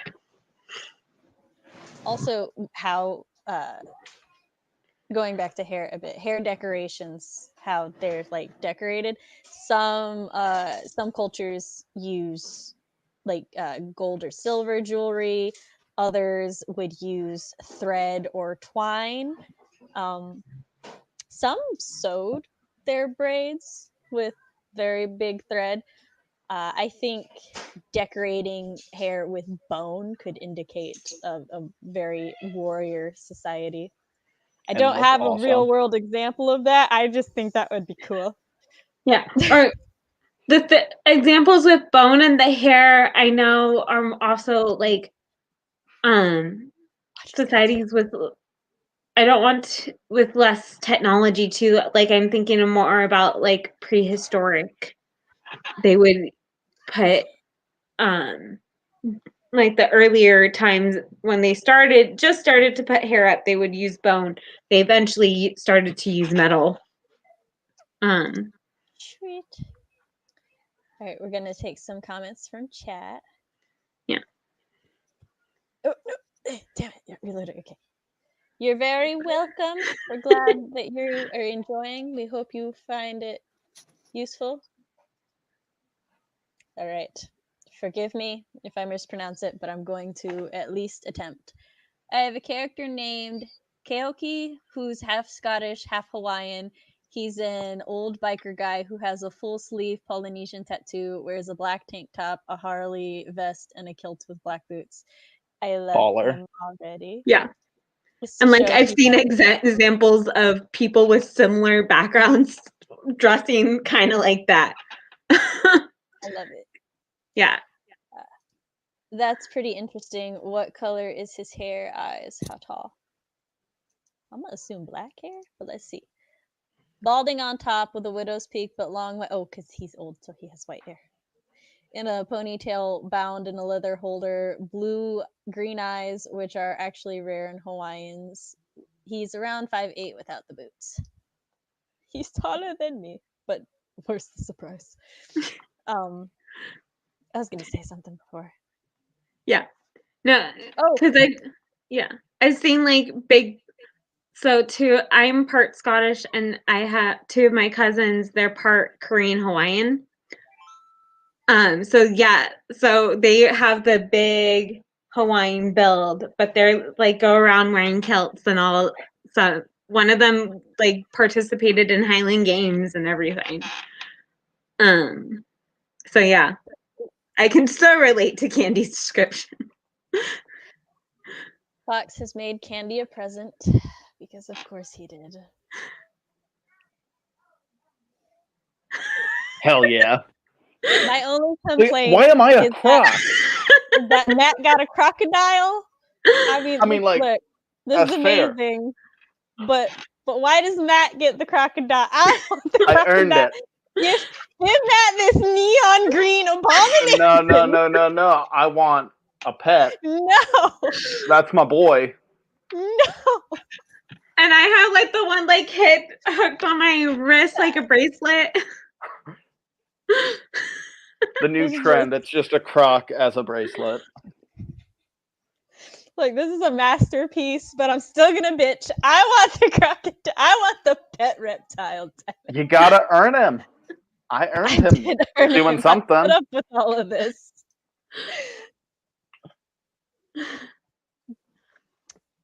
Sir, Matt or Fox should see this reaction is why Matt gets it. This is why he gets the pet. Fuck you too. I earned Fox. him. I'll take good care of him. I disown all of you again. I had an idea the character's place in society was shown by braids. School age had 1 braid, training for a job had 2 or 3 braids, greater proficiency, higher job class had more elaborate braids. Ooh. I'm sorry, I butchered the word braids there, but yeah. But this is very interesting. Yeah, and that would make sense because you would think the higher class would have like servants to do their hair for them. Because that was the thing in history too. If you were lower class, most of your clothes were front or opening. Whereas if you were upper class, most of your clothes were back opening because you had help. Zippers, I got people for that. Modern clothing is fucked up now. This is very clever. I hope he turns out well.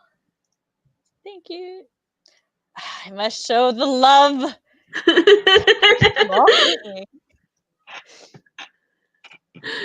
No. It wouldn't be a very practical bangle, but But you look baller. No, And that you was can't my wear bell Crocs on your feet. costume. But on your wrist, that's how you wear a Croc. Yeah. You could use it almost as a little purse too. I was thinking you could hit people with it. Yeah. Yeah, that was my bell None of you costume, like so me. I could keep the coins to buy Yeah, the books. Well, it's got holes in it though, so like Well, the coins were big. The big holes were old too coins. big. You got to have those silver dollars in there for the Croc Yeah. purse. You all just want to see me in an early grave. You I can't see die. elevators. You're immortal. You're right. The migraines haven't killed me. The damn shoes aren't gonna either. Okay, so my next So anyway, talking points. Okay, we actually talked about my next talking point, so I'm skipping to the next one. your next talking point was Croc purses. Weird. Yes, I foresaw all of this. I am an immortal deity of unknown origin. Clearly. Okay. I was not at all asking for strength and patience at all. That's why you wear a Croc. The way that, right? It was the tone. Wear or to wear. Okay. So, technically, this is an ultra specific point. However, it's my channel, my stream. You've all tortured me. I do what the fuck We're I doing want. it. Corsets. So, there was a smear campaign against the corset thanks to I want to say Victorian author who was a man. Probably never wore a corset a day in his fucking life. Rude. Victorian men did sometimes wear corsets, but not always. Yes, but this author, I'm saying. Yeah. I'm saying This this dude specific man. Did not. No, I He's know out- that. I know that some men cared about their, silhouette. He's out here in a greasy t-shirt. But not this man. This Victorian era greasy And Crocs. t-shirt. Yes, he definitely He wore. was a Victorian asshole wearing Crocs and Either way, a NASCAR so- shirt with a hole in it. So he wrote a thing that was like, corsets are painful and corsets make it so where you can't breathe, and now some fashion corsets worn by very rich ladies who didn't have to do anything all day were very tight and did like prevent breathing. And yes, and harm their bodies. Yeah. yes, and yes, there is that one thing where you like try to make yourself, but that is an exception, not the rule. Corsets in general were actually extremely practical, and they were designed so that you could do housework or field work or yard work or anything. And also, I have always suspected, but there is a YouTuber. I wish I had linked the video in preparation for this, but I forgot. But there is a YouTuber who did a test that a corset can actually stop a knife, and thus validating Teen Sam's habit of giving her armored ladies corsets. Because I think I saw that. So I think I saw that one.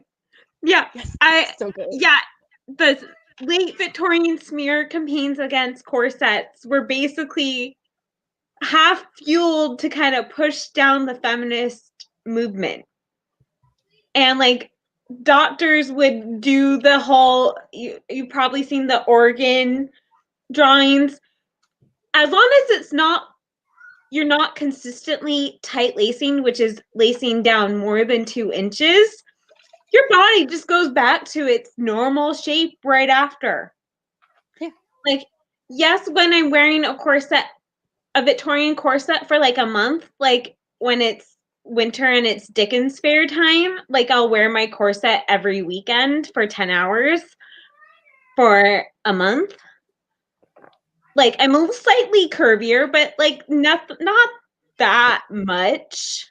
You're not going to take the corset off and still be shaped like a corset? No, you're not. Sure? And like also like when I see those like illustrations of the organs, I'm like, that's not how the corset moves your body. It mostly just pushes the fat around. Um, That's not even what it's doing. So yeah, yes, I brought this up to say this means that I'm very pro using corsets, putting corsets into your world fashion, especially if you don't want to make like a bra. And corsets are actually, there's a lot of evidence in finding that corsets are better for you than the modern day bra. And Yeah. a lot of new bras, much to my excitement, that are coming out are actually taking old corset designs and trying to incorporate that into a bra. So they're basically trying to modernize the corset. And I'm like, yes, corsets all the fucking way. Yeah. Like I'm wearing stays right now, which is like the grandma, because the word corset wasn't the common word until the 1830s, 1840s. They used stays before that, and then pair of bodies before that. But like I'm comfortable right now. I can breathe. I can sing. I am a classically trained singer. I can sing in a corset. I have enough breath support. I have I'm blanking on what it's called, but I have a device that measures my lung capacity in my singing training. And I have the same amount of lung capacity with a corset tightened down to 2 inches, which is the max for safe corsetry. So, as not wearing a corset. So, and actually, my muscles are doing less work when I'm singing and wearing a corset, which is part of the issues with corset is your muscles aren't doing as much work. My favorite is there's a movie called Topsy Turvy, which takes place in the 1880s. And it's writing operetta, and there was a guy who complained that he wasn't allowed to wear his corset on stage for the play they were getting ready for. And like he was having a diva fit because he didn't know how his muscles weren't trained to support his breath without a corset. Because a corset does half of the work for you. Which is why when I sing with corsets, in singing lessons, I usually lightly lace them just so I can feel, because it helps you be able to feel your rib cage. So I know where my ribs are. So I do wear corsets to my singing lessons, but they're not even take me in at all because I just want to feel where my ribs are as a training technique. But I want to train my muscles. But yeah, I can do whatever I want right now. I have to bend a little differently, but that's about it. There's also different styles of corsets for different uses, and like some of them, you know, come up here, some of them just stay on your stomach. It's a whole thing, and more people need to get educated against this smear campaign. I will not stand for it. And then 90s feminists just ran with it too, which is why they were like, do away with the bras too. So I don't feel as angered by them. They were just like, yeah, fuck it all, let the boobs free. And I'm like, I mean, fair. Yeah. I have 1, 2, 3, 4.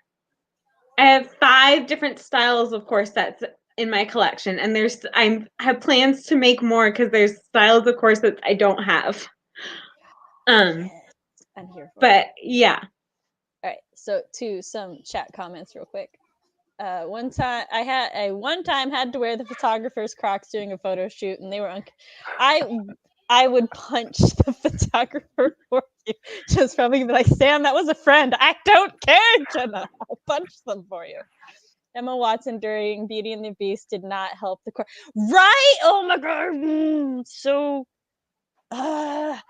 okay, but slightly in Emma's defense, Hollywood does not actually know how to make or lace or anything with corsets. Like Audra was saying earlier with like the Bridgerton corsets, the actresses should not be chafing in them.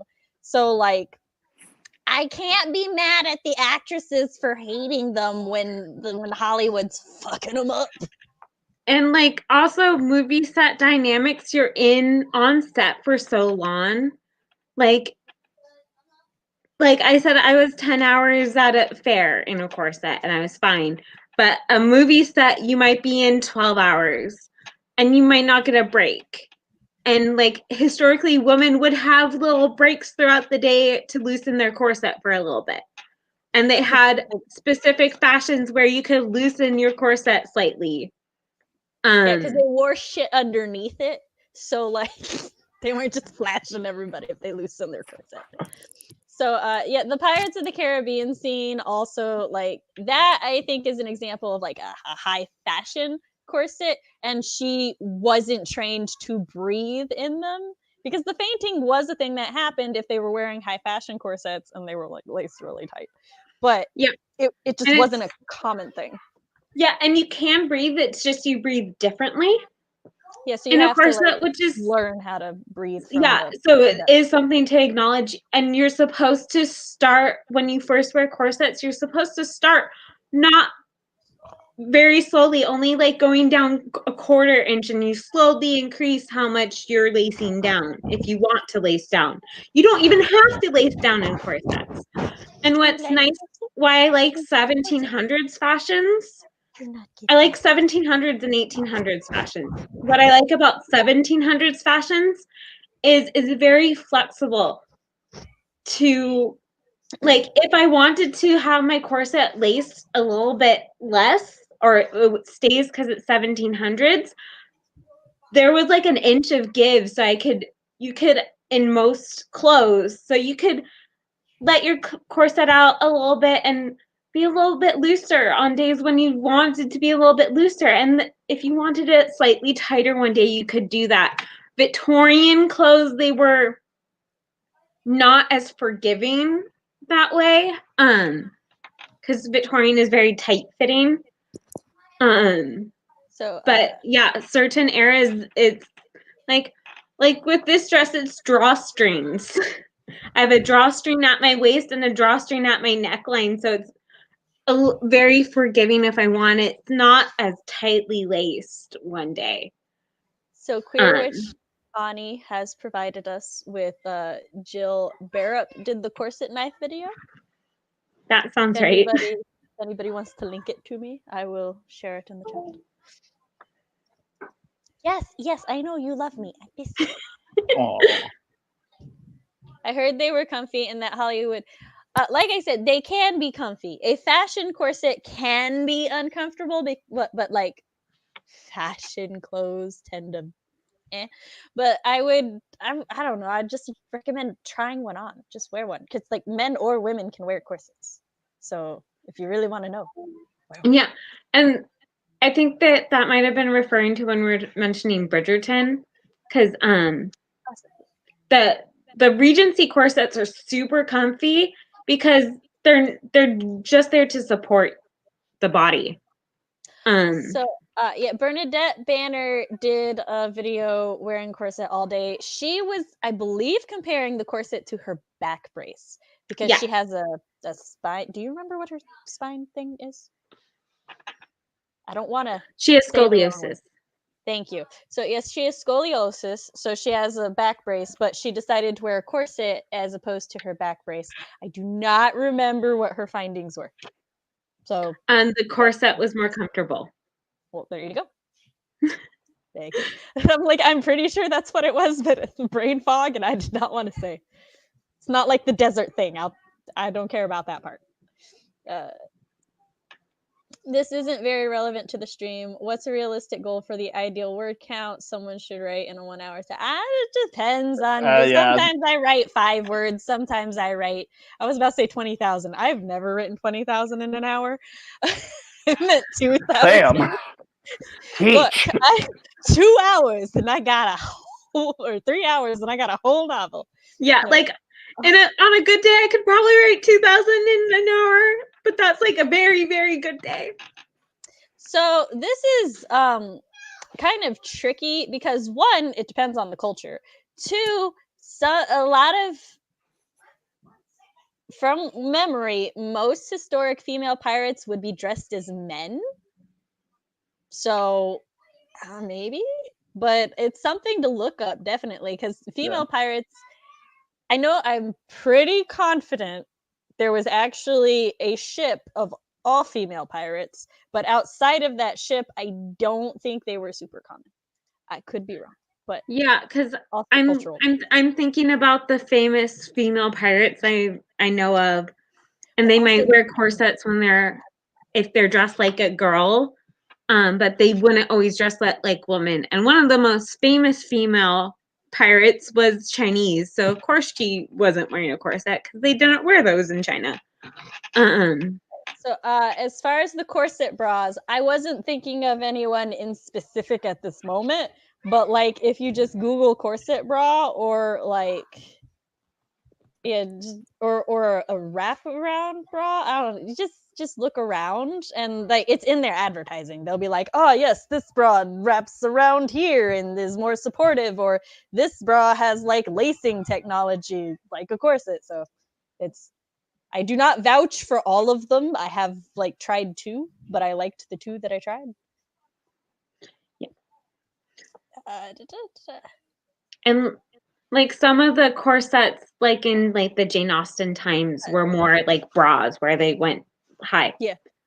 So Oh yeah, there's actually a type of Audra will correct me if this is me misremembering, but there's a type of historical corset that's literally just here.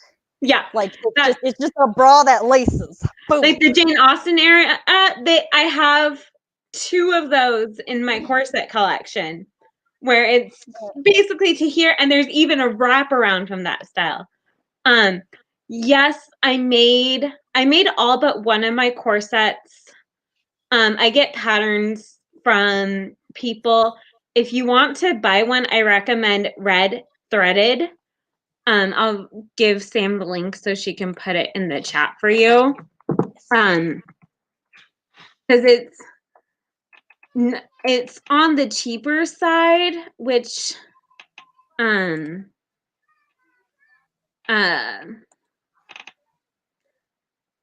but it's still like a couple $100s to buy a good well-made corset, but she's on the cheaper side.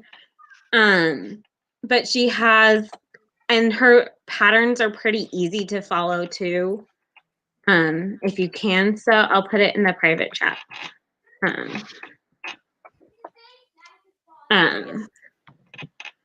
Yes.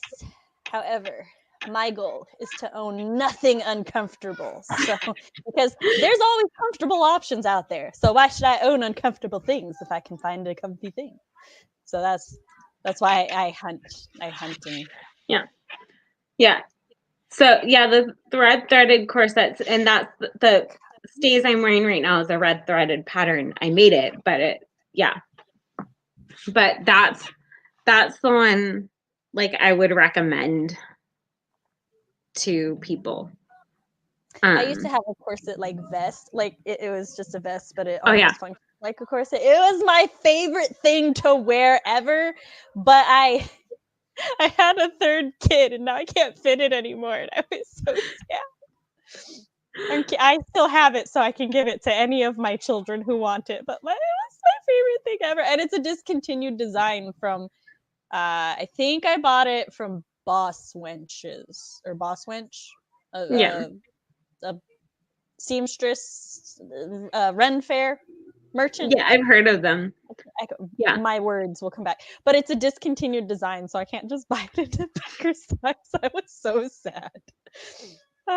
Everybody knows my corset woes now. Yeah. Aw, thank you. Always happy to help. Same, right? Like, look. Unless it's uncomfortable heels. Fair. We all have our things.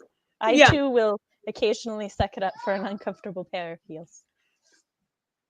That's another thing. Let me tell you, we're going to transition from corsets to poor Matt's just sitting down there like, I don't wear corsets. I don't know nothing about it. I have a friend that has worn a corset. He does drag, and I asked him, I was like, does it hinder you at all? And he's like, not really.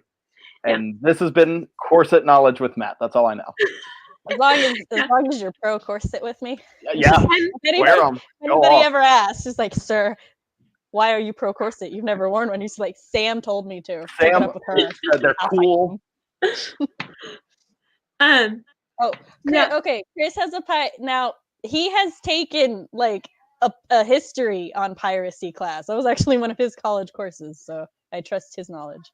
From my understanding, if a woman was a pirate in the Caribbean, they did not wear a corset. They disguised themselves as men, or else they might have suffered unfortunate events.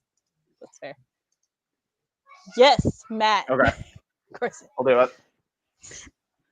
And All right, what's interesting with women in piracy too, sometimes they would, if they were on trial, they would play up their womanhood to try and get a lesser sentence. Or there were cases where the female pirate was pregnant, so they wouldn't be hung right away. They would be basically hung right after they gave birth. And then the baby would be put up for adoption. For corsets with whalebone, how inflexible are they? I Well, mean, those are definitely the stiffest ones, but they still like the bone heats up and molds to your body over time. So Yeah. it's not like it doesn't crush you. That's the other thing. Bones do that? Whalebone's very That's flexible. lit. Whalebone is on the flexible side of bones. With steel's a little. It takes longer for steel to heat up and form to your body than whale. There is modern synthetic whalebone, which is basically plastic. That's another thing that a lot of people don't realize is that like one of the reasons that corsets are so awesome to me and why I heavily invest in a corset if I'm going to get a corset. I do not trust a corset that is cheap. Let me just tell you that right now. If this corset is cheap, I ain't trusting it. And that's because corsets, much like jeans, mold to your body. So it becomes you. And so the more often and the longer you wear your corset, the more comfortable it becomes because it you have to break in a corset like you have to break in shoes. Like with a new corset, you start lacing it down very little. Like even if you're used to wearing corsets, if it's a new corset, you want to start lacing it down only a tiny bit and then slowly get to what you're used to lacing yourself down to. Our bones are harder than whale bones. Because whales don't drink enough milk. That just reminds me of this very dark anime that I just finished watching that had a similar thing in it. So, somebody made prosthetics out of human bone, and I was like, oh, well, I mean, it's the most accurate thing, I guess. Now I want jeans made out of whale bone. Because you made that comparison that they break in like bone jeans. That make your ass look good, I guess. So, oh my God, what are you wearing? Whale. Transitioning that to footwear and therefore heels. I would also like, this has just become Sam combating fashion inaccuracies. I would like to present the fact that not all heels are created equal and not all heels serve the same purpose. For example, the heel, if memory serves, once again, I'm hoping Audra will be able to correct me or validate me. The heel was invented, I want to say in Babylon, for horseback riding. Persia. For horseback riding. So that it was one of them ancient places. So that the heel could actually have more support holding on to the stirrups. I swear. I'm an equestrian. I rode horses. I know how to tack and shit.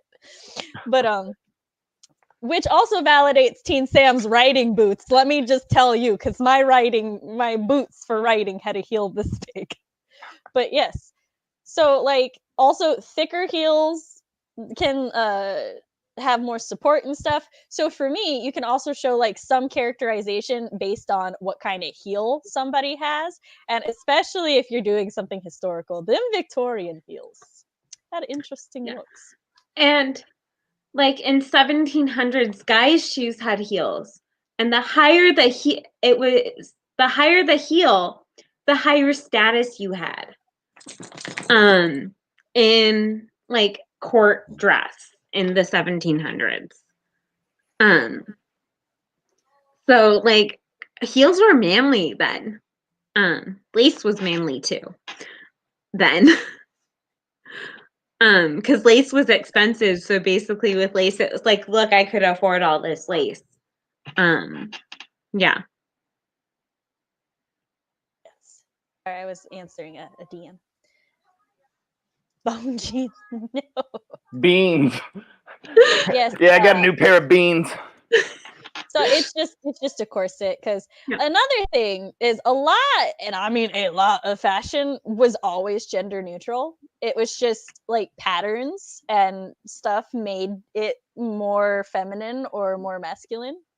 So like it's just stuff like that. So like men wore heels before women wore heels, because guess who was riding the horses? Unfortunately, I want to ride the horses. I ride the horses in every era.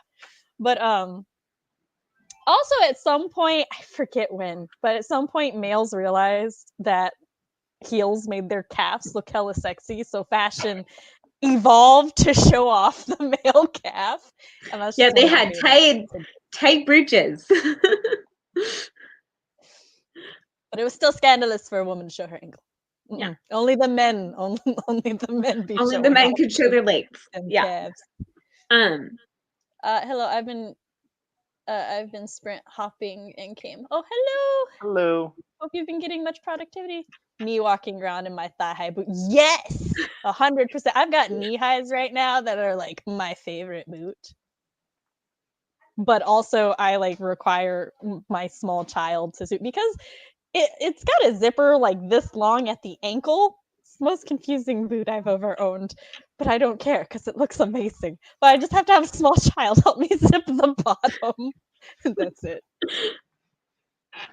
I want to be the manly rich bitch in 5 minutes. Do it. Yeah. And also with the men in corsets comment, like in the early 1800s, guys wore the like male V was super in, so guys would wear corsets to get that like masculine V shape. Yeah.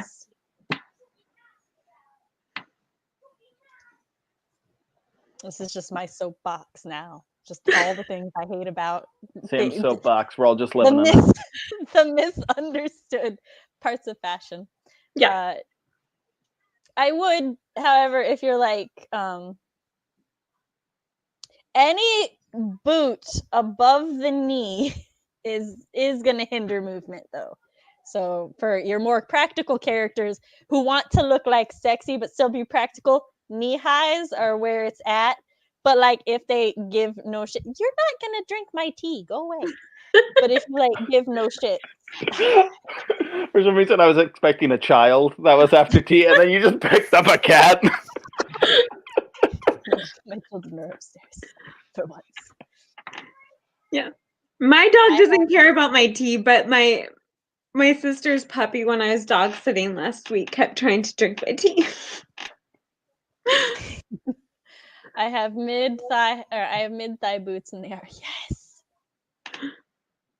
I'm working on that. I just also like to hear talk about pirate fashion.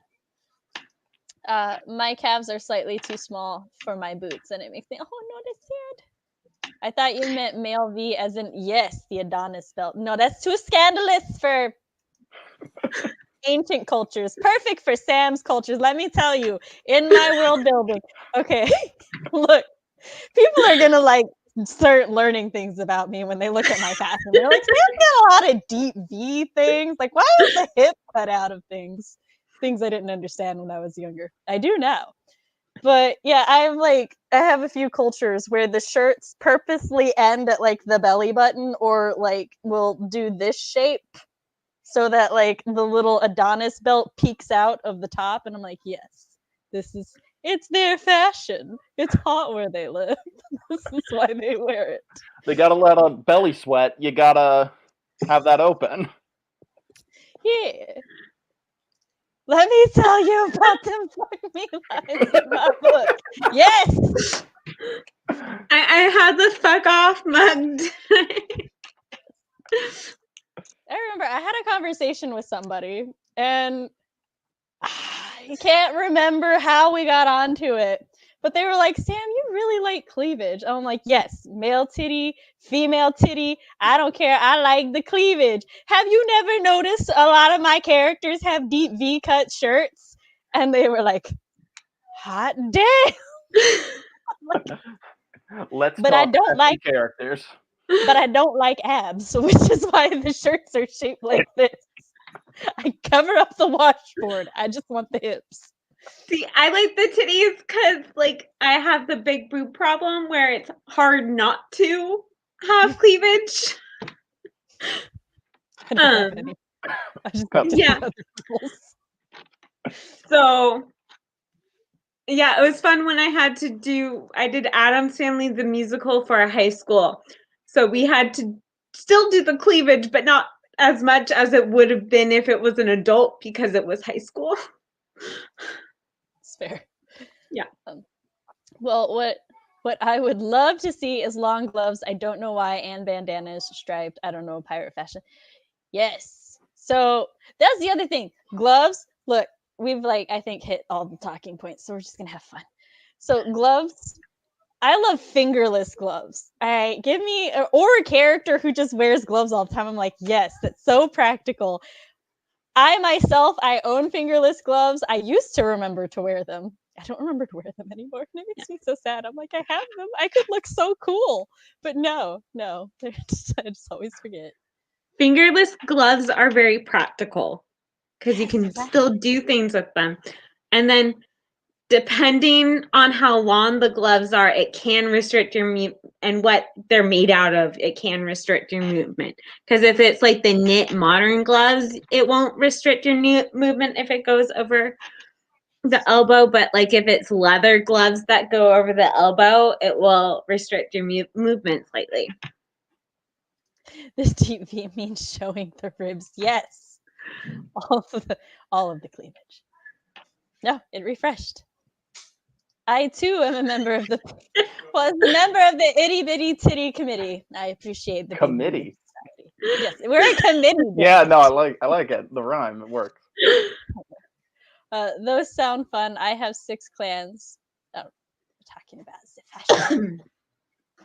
No, Stevie. Okay, look, I have nothing against crop tops. I don't mind tummies. I can love a good tummy either way. I just don't like washboard abs. Everyone can come for me, at me. I don't care. They look weird. What? They're so bumpy. I agree with you. I don't Why you like got a bumpy belly? washboard abs either.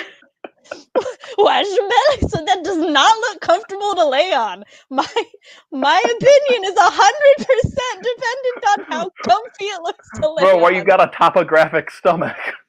That's why I like the cleavage. It looks so soft, so nice to lay on. I'm gray ace, so this is just how I view things. On my stamp, I agree. See, Sophie's where it's at. Important that abs on anyone. Yeah, exactly. Fingerless gloves are amazing. Me walking around last semester in a sleeveless shirt and fingerless gloves. See, CV is just me. Just me as a teenager. Literally, I have a tank top. My crop top would end up becoming a belt. The committee is very established. I've been part of it my whole life.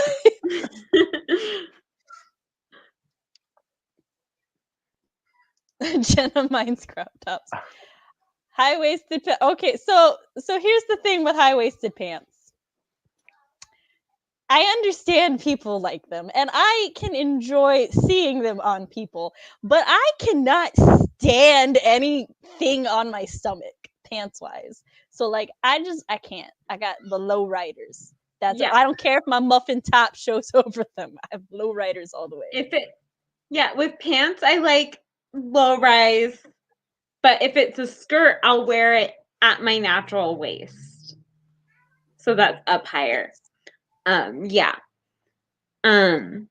Leanne asks, what is the main character in your current whip wearing?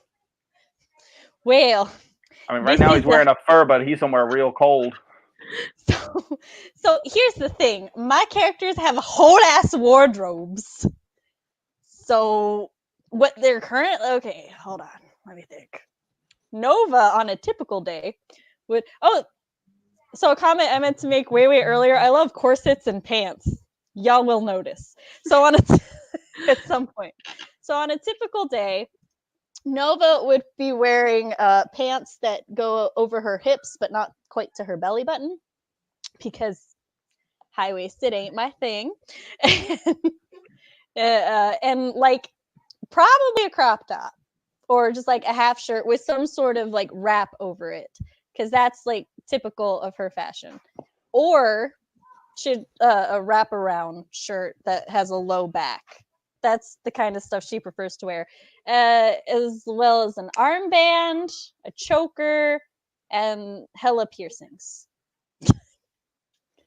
And then Liam, he's only got the 2 piercings, and he'll be wearing like an actual shirt with an open V, because poor modest boy, I'm his author, and then like regular pants as well. And for boots, Liam wears a heel. His heel's like yay big. Nova, she got flats though. And then my desert boy, Nova's love interest, he would be wearing a vest and a like long. It's no, not a vest. Sorry, he wears a tunic, and his tunic also has a deep cut, because again, I'm his author. And then it's short sleeve, because boy got hella arm. And then the poofy pants and regular boots, like with the AB heel. He doesn't wear much jewelry. He's just got one necklace. Yeah. And like I'm editing one whip and I'm world building another whip. And the one I'm editing is based off of ancient Mesopotamia. So it's mostly like tunics and belted tunics. And variations on that. And there's a couple of the girls wearing skirts with like wrap tops. So for anyone who doesn't know, tunic is a versatile word that's actually used to describe a lot of different tops in fashion. Basically, most tunics are just gonna like have that rectangular shape with the sleeves, and then the teeth. Be slightly. It's a long T-shirt that's pulled in at the waist, and will be slightly varied based on the culture. Like it might have embroidered. What's the word I'm looking for? Sleeve bands. Yes, it just might have embroidery on it, or be plain, or be designed to wear under other things. Or some are knee length, some are floor length, and also within a culture, like the length of your tunic could also determine your age and status.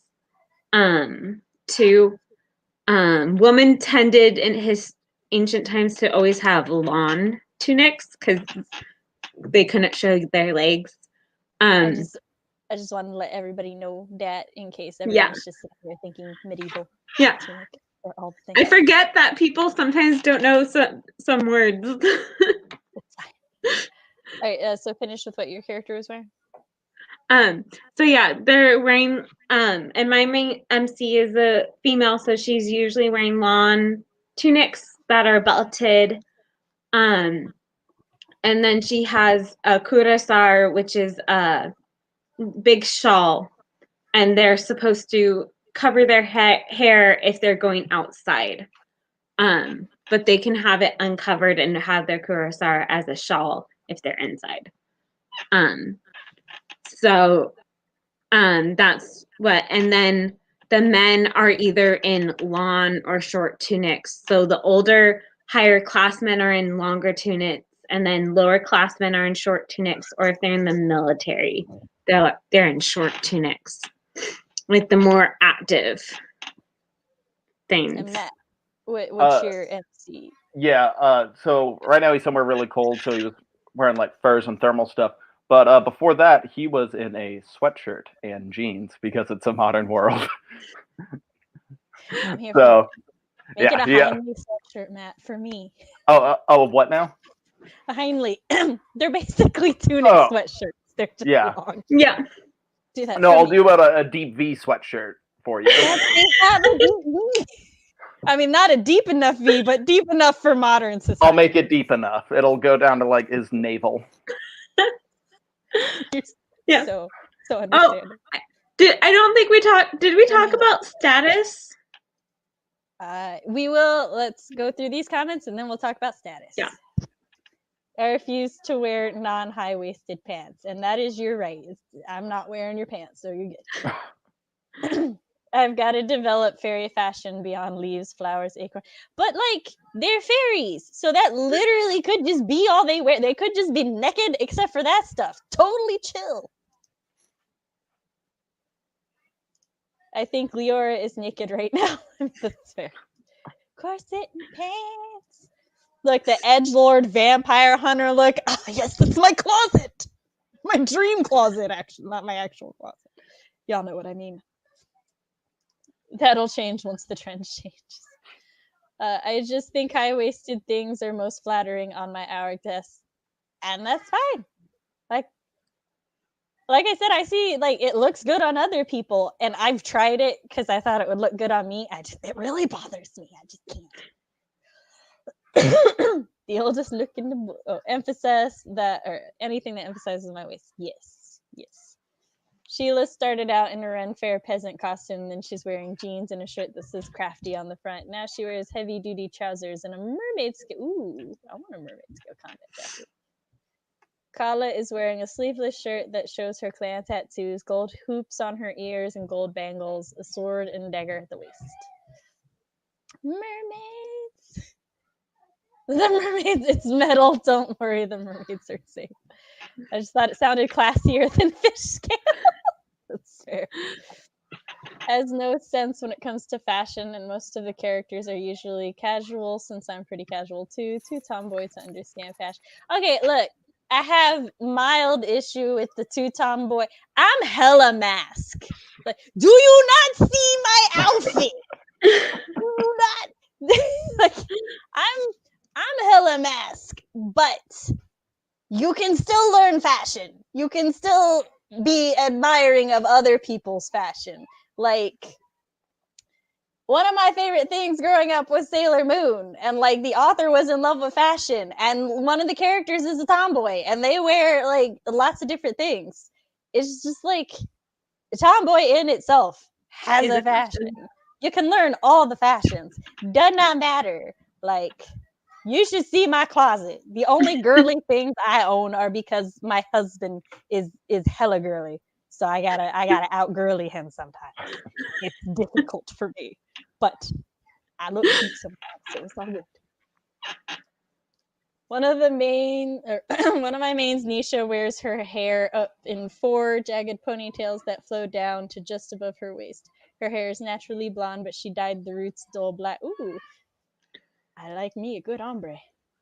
I know simple names of certain kinds of pants and shirts. Like, I just recently learned that Henley, like, I knew what they were. It's like visually, I was like, damn, I like those sweaters.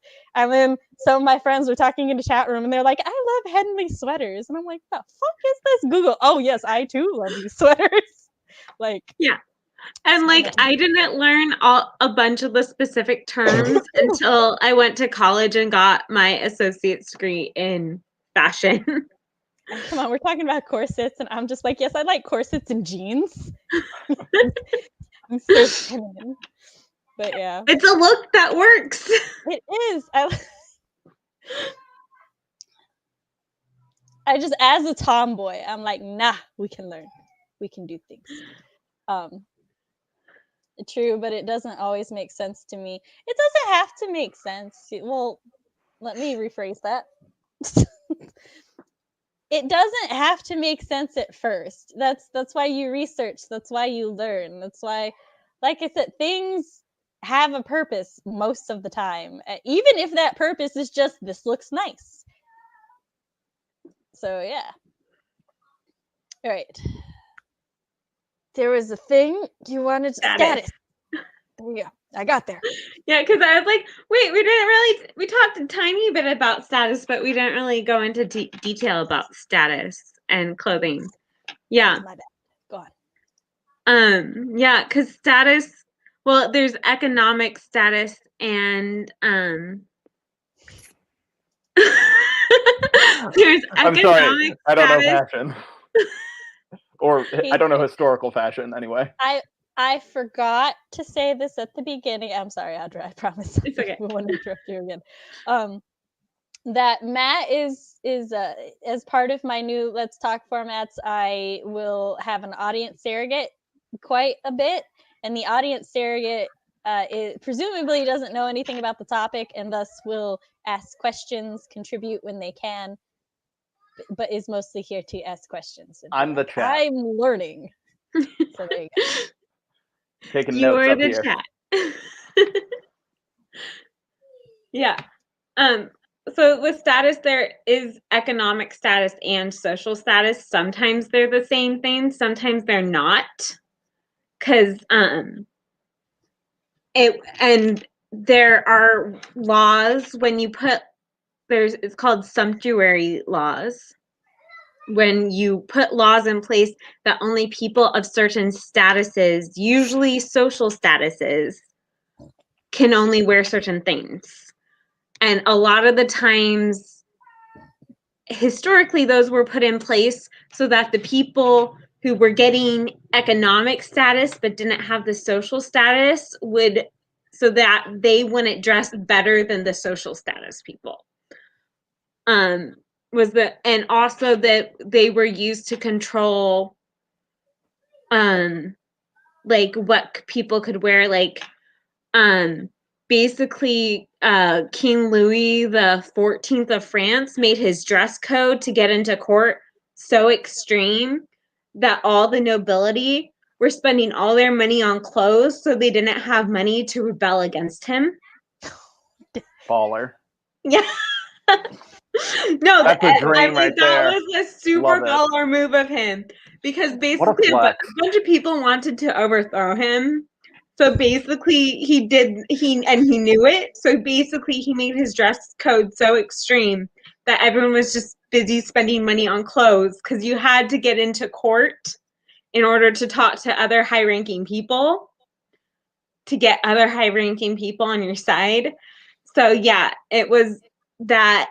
And also it was so people wouldn't dress too uppity, and if they were only had economic status, and often like it would be like only the king can wear purple or stuff like that. And I know in France in the 1700s, like for women's clothes, the length of your train was determined on what status. Like the queen, of course, had the longest train, but if you were in court just because you weren't noble yourself, but your uncle was noble, you'd have the shortest train. So like untitled nobility, you would have short trains. So there was that, and it's different from country to country too. So yeah, so those laws were used as a way to control what people wore. They're basically official government dress codes.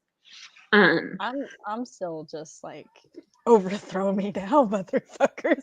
Right, like imagine know. having an outfit so good it holds your kingdom together. I know. Like that's Oh a my dream gosh, right there. That's brilliant. Best king That's ever. what I say, Marie knowing Antoinette nothing was about trying him. to do with this outfit that I'm wearing. Just holding. Marie Antoinette's like, you know what? I will relate to the people. Let Yeah. me dress like them. King Louis said, if they're broke, they can't do shit. I don't want them. Get out. Yeah.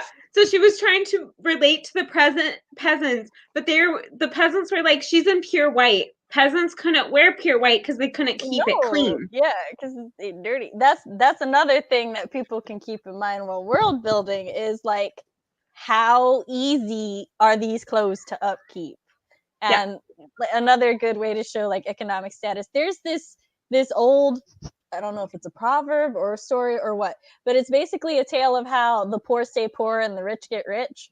And it's like you've got two men who each buy a pair of shoes. The one man can spend 10 gold to buy a pair of shoes that last him 3 years. So then, like, the next month, he keeps his 10 gold. And the month after that, he keeps his 10 gold. Now, the man who only has 3 gold to buy a pair of shoes, his shoes only last a few months. A few weeks. So then he has to buy a new pair of shoes. So he has to keep buying new shoes, so he can't save up to buy the good quality shoes. And so that's another way that one can do it. Also, my mother and my husband hate that story now because I just bring it up at random. I'm like, do you understand the shoe problem? And they're like, oh my God, yes, we know the shoe problem. Yeah, I had something to add, but it went out of my head. Yeah. Yeah. Oh my gosh, what was it? It was about status, shoes. It was about status. It wasn't King about Louis the XIV shoes. being a baller. It was Marie Antoinette failing at Oh, relating. yeah. It was along those lines because, like, fashion, a lot of the times monarchs would use fashion to make a statement or to try and get people behind them through their fashion. Like Victoria did a whole campaign for the English silk industry was failing, so she did a whole campaign for the English silk industry to help keep it together. And now create a society in which my government rules things via fashion. Yes. So Instead of like a debate, you just have a fashion show where the two. walk, fashion, baby. Yeah. But like, and stuff like, there's stuff, and there's a story about Victoria. So her trip, she had a famous trip to Scotland, and she wore plaid every single day of her trip to Scotland. I see what she did there. As to kind of relate to the people, especially since a few decades earlier, plaid was outlawed. Tartans and plaid were outlawed in Scotland for for a few decades. But did that work or did it backfire? Because I could see it backfire. Well, there was a lot of people, angry Scots, about that. Yeah, like you're gonna outlaw our fabric and then you're gonna wear it. Yeah, I think it was. It might have been a little bit after Culloden. After all that is when the laws got put in place. So like the late 1740s, early 50s, and then it got removed early 1800s. I forget exactly when it got removed, but it was almost half a century. But anyways, she wore plaid her whole visit to Scotland to kind of relate to the people. And then the last night of the last ball, everyone was copying her fashion. So everyone wore plaid to the last ball. She did not. She wore a white dress. So everyone could tell who was the queen because she was the one who was different. Hit him with that Uno reverse. Oh, I remember my point now. So also with fabric is expensive. Labor is cheap in most places. So like if you were poor, you would buy the fabric and you would rework that fabric into fashionable clothes. Because there's also in movies and stuff where like the poor people are like 10 decades out of date in their clothes, but that's not accurate. They would rework their clothes to have the right fashionable shape. Like their fabric might have been a little bit faded and worn, but they had the right look. the right That was- silhouette. I wanted to bring up silhouette. That's what I didn't. All right, we're gonna go to chat and then talk about silhouette, and then we'll wrap up. Nisha wears a V-neck costume style dress with what is a costume style dress? With wide wavy sleeves that arch upwards in a curvy circle, a checkered pattern, sparkling green and black, and just black shorts and heels. Ah, yeah. Matt is chat. Yes. Katie usually wears a t-shirt with a black jacket, jeans, sometimes leggings, or leggings that look like jeans, with boots that don't have heels, or sneaker tennis shoes sometimes. Then Ember is just short black hair with red tips, black sweatpants. All the black, all the edgelords in the chat. I love you all. It is. I assume you mean the shoes. That was it in Night Watch? I have no idea what that is. I heard it when I was a teenager because I have acquired lots of random knowledge from many places. I guess I could talk about what Katie looks like too. Now we're only talking about fashion. I don't have a cape. Hold on. We're talking about fashion. There we go. Okay. La gasp. The cobbler's kiss. That's what Chris calls it. He's not a cobbler. If he was a cobbler, he wouldn't be having the shoe problem. Oh, like someone that makes shoes. Yeah. Not a pie. Yeah. No. Although I did confuse that the first time because they were like cobbler. Like, I thought that was You're like the gonna name get of a book or something, and I'm like, cobbler, but shoes. Yeah. There is the proverb. cobbler and the elves. That is a story. That is a story. It's not this story, but that is a story. Yeah, I've never read anything by Terry Pratchett, so I wouldn't have heard it there. The silhouette. So another important thing, and I mean like it is important to character design, it is important to fashion design, it is important to many things, and that is silhouette. Because that is like every era has a silhouette. Every culture has a silhouette that they find that is ideal or what you go for. And or just about. I'm not using absolutes. I'm not saying every single one in the world, but just about. Oh, excuse me. And I recently watched a video where it was talking about the fashion in the musical Hamilton and how they were able to get away with making not historically accurate garments because it's a musical and they need to change quickly by making sure that the silhouettes were historically accurate, and because the silhouettes were historically accurate, like we get it. So that's what they did with Bridgerton too, is the silhouettes were historically accurate, but which is why they get away more with not having historically accurate clothes because the shape is right.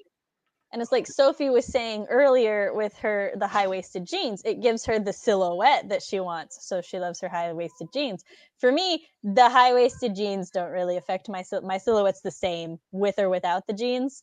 So it's not worth it for the discomfort. However, I do like, because my silhouette is pretty much the same either way, I like to put like a belt or something on the middle to like visually break it up. Because otherwise, sometimes I just look like a long straw. Yeah, I like to belt my dresses a lot of the times at my natural waist so that it breaks it up and it highlights the smallest part of my body. When I was younger, I preferred to belt or the low ride because it accentuated my hips because I had wide hips and no middle. So I was like, that's what I wanted to draw attention to. Yeah. I went, wow. Because there was no titty, there was no up curve. It was all hip.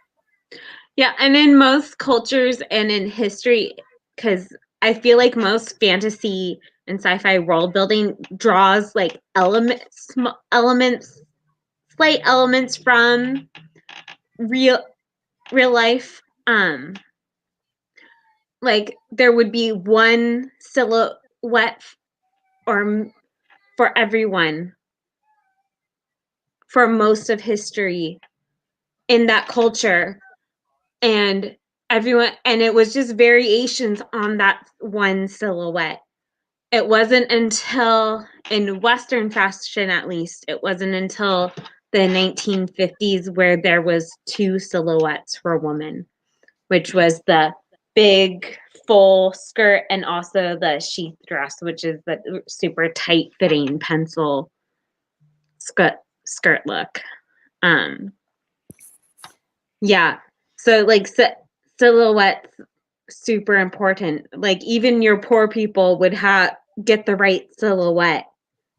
But it was, which is why even poor people wore corsets, because corsets do different things with the body depending on what era it is. Like the one I'm wearing right now is making more of a conical look instead of accentuating my curves like a Victorian corset. If I'm working the fields, I want that titty support. I'm just saying. I can't run up my stairs right now without a bra. It is not comfortable.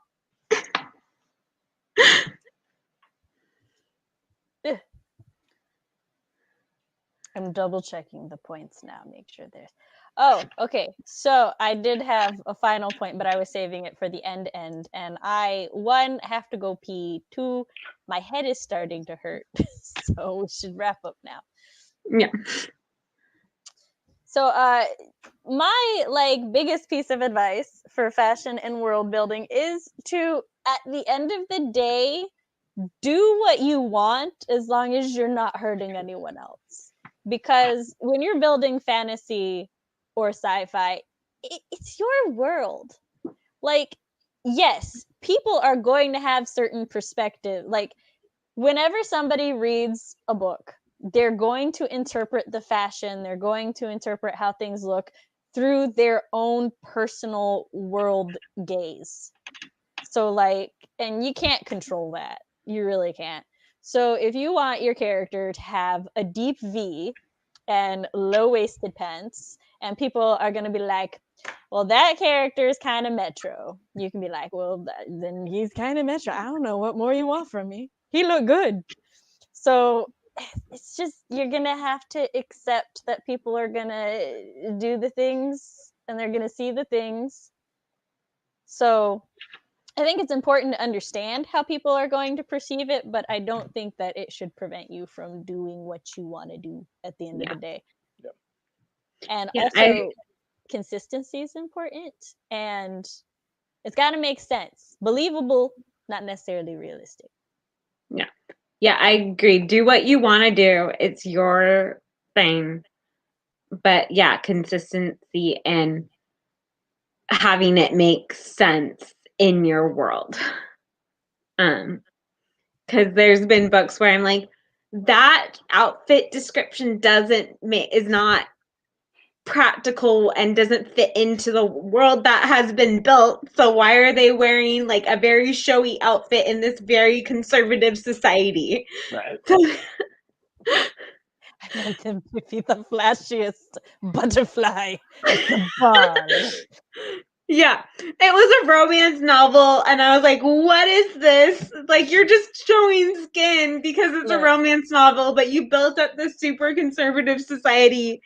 It was like a sci-fi romance novel. You're telling me that while everybody else is wearing 5 layers and covered from neck to toe, my love interest cannot be 3/4 naked with only wearing pants and a crop top to a ball.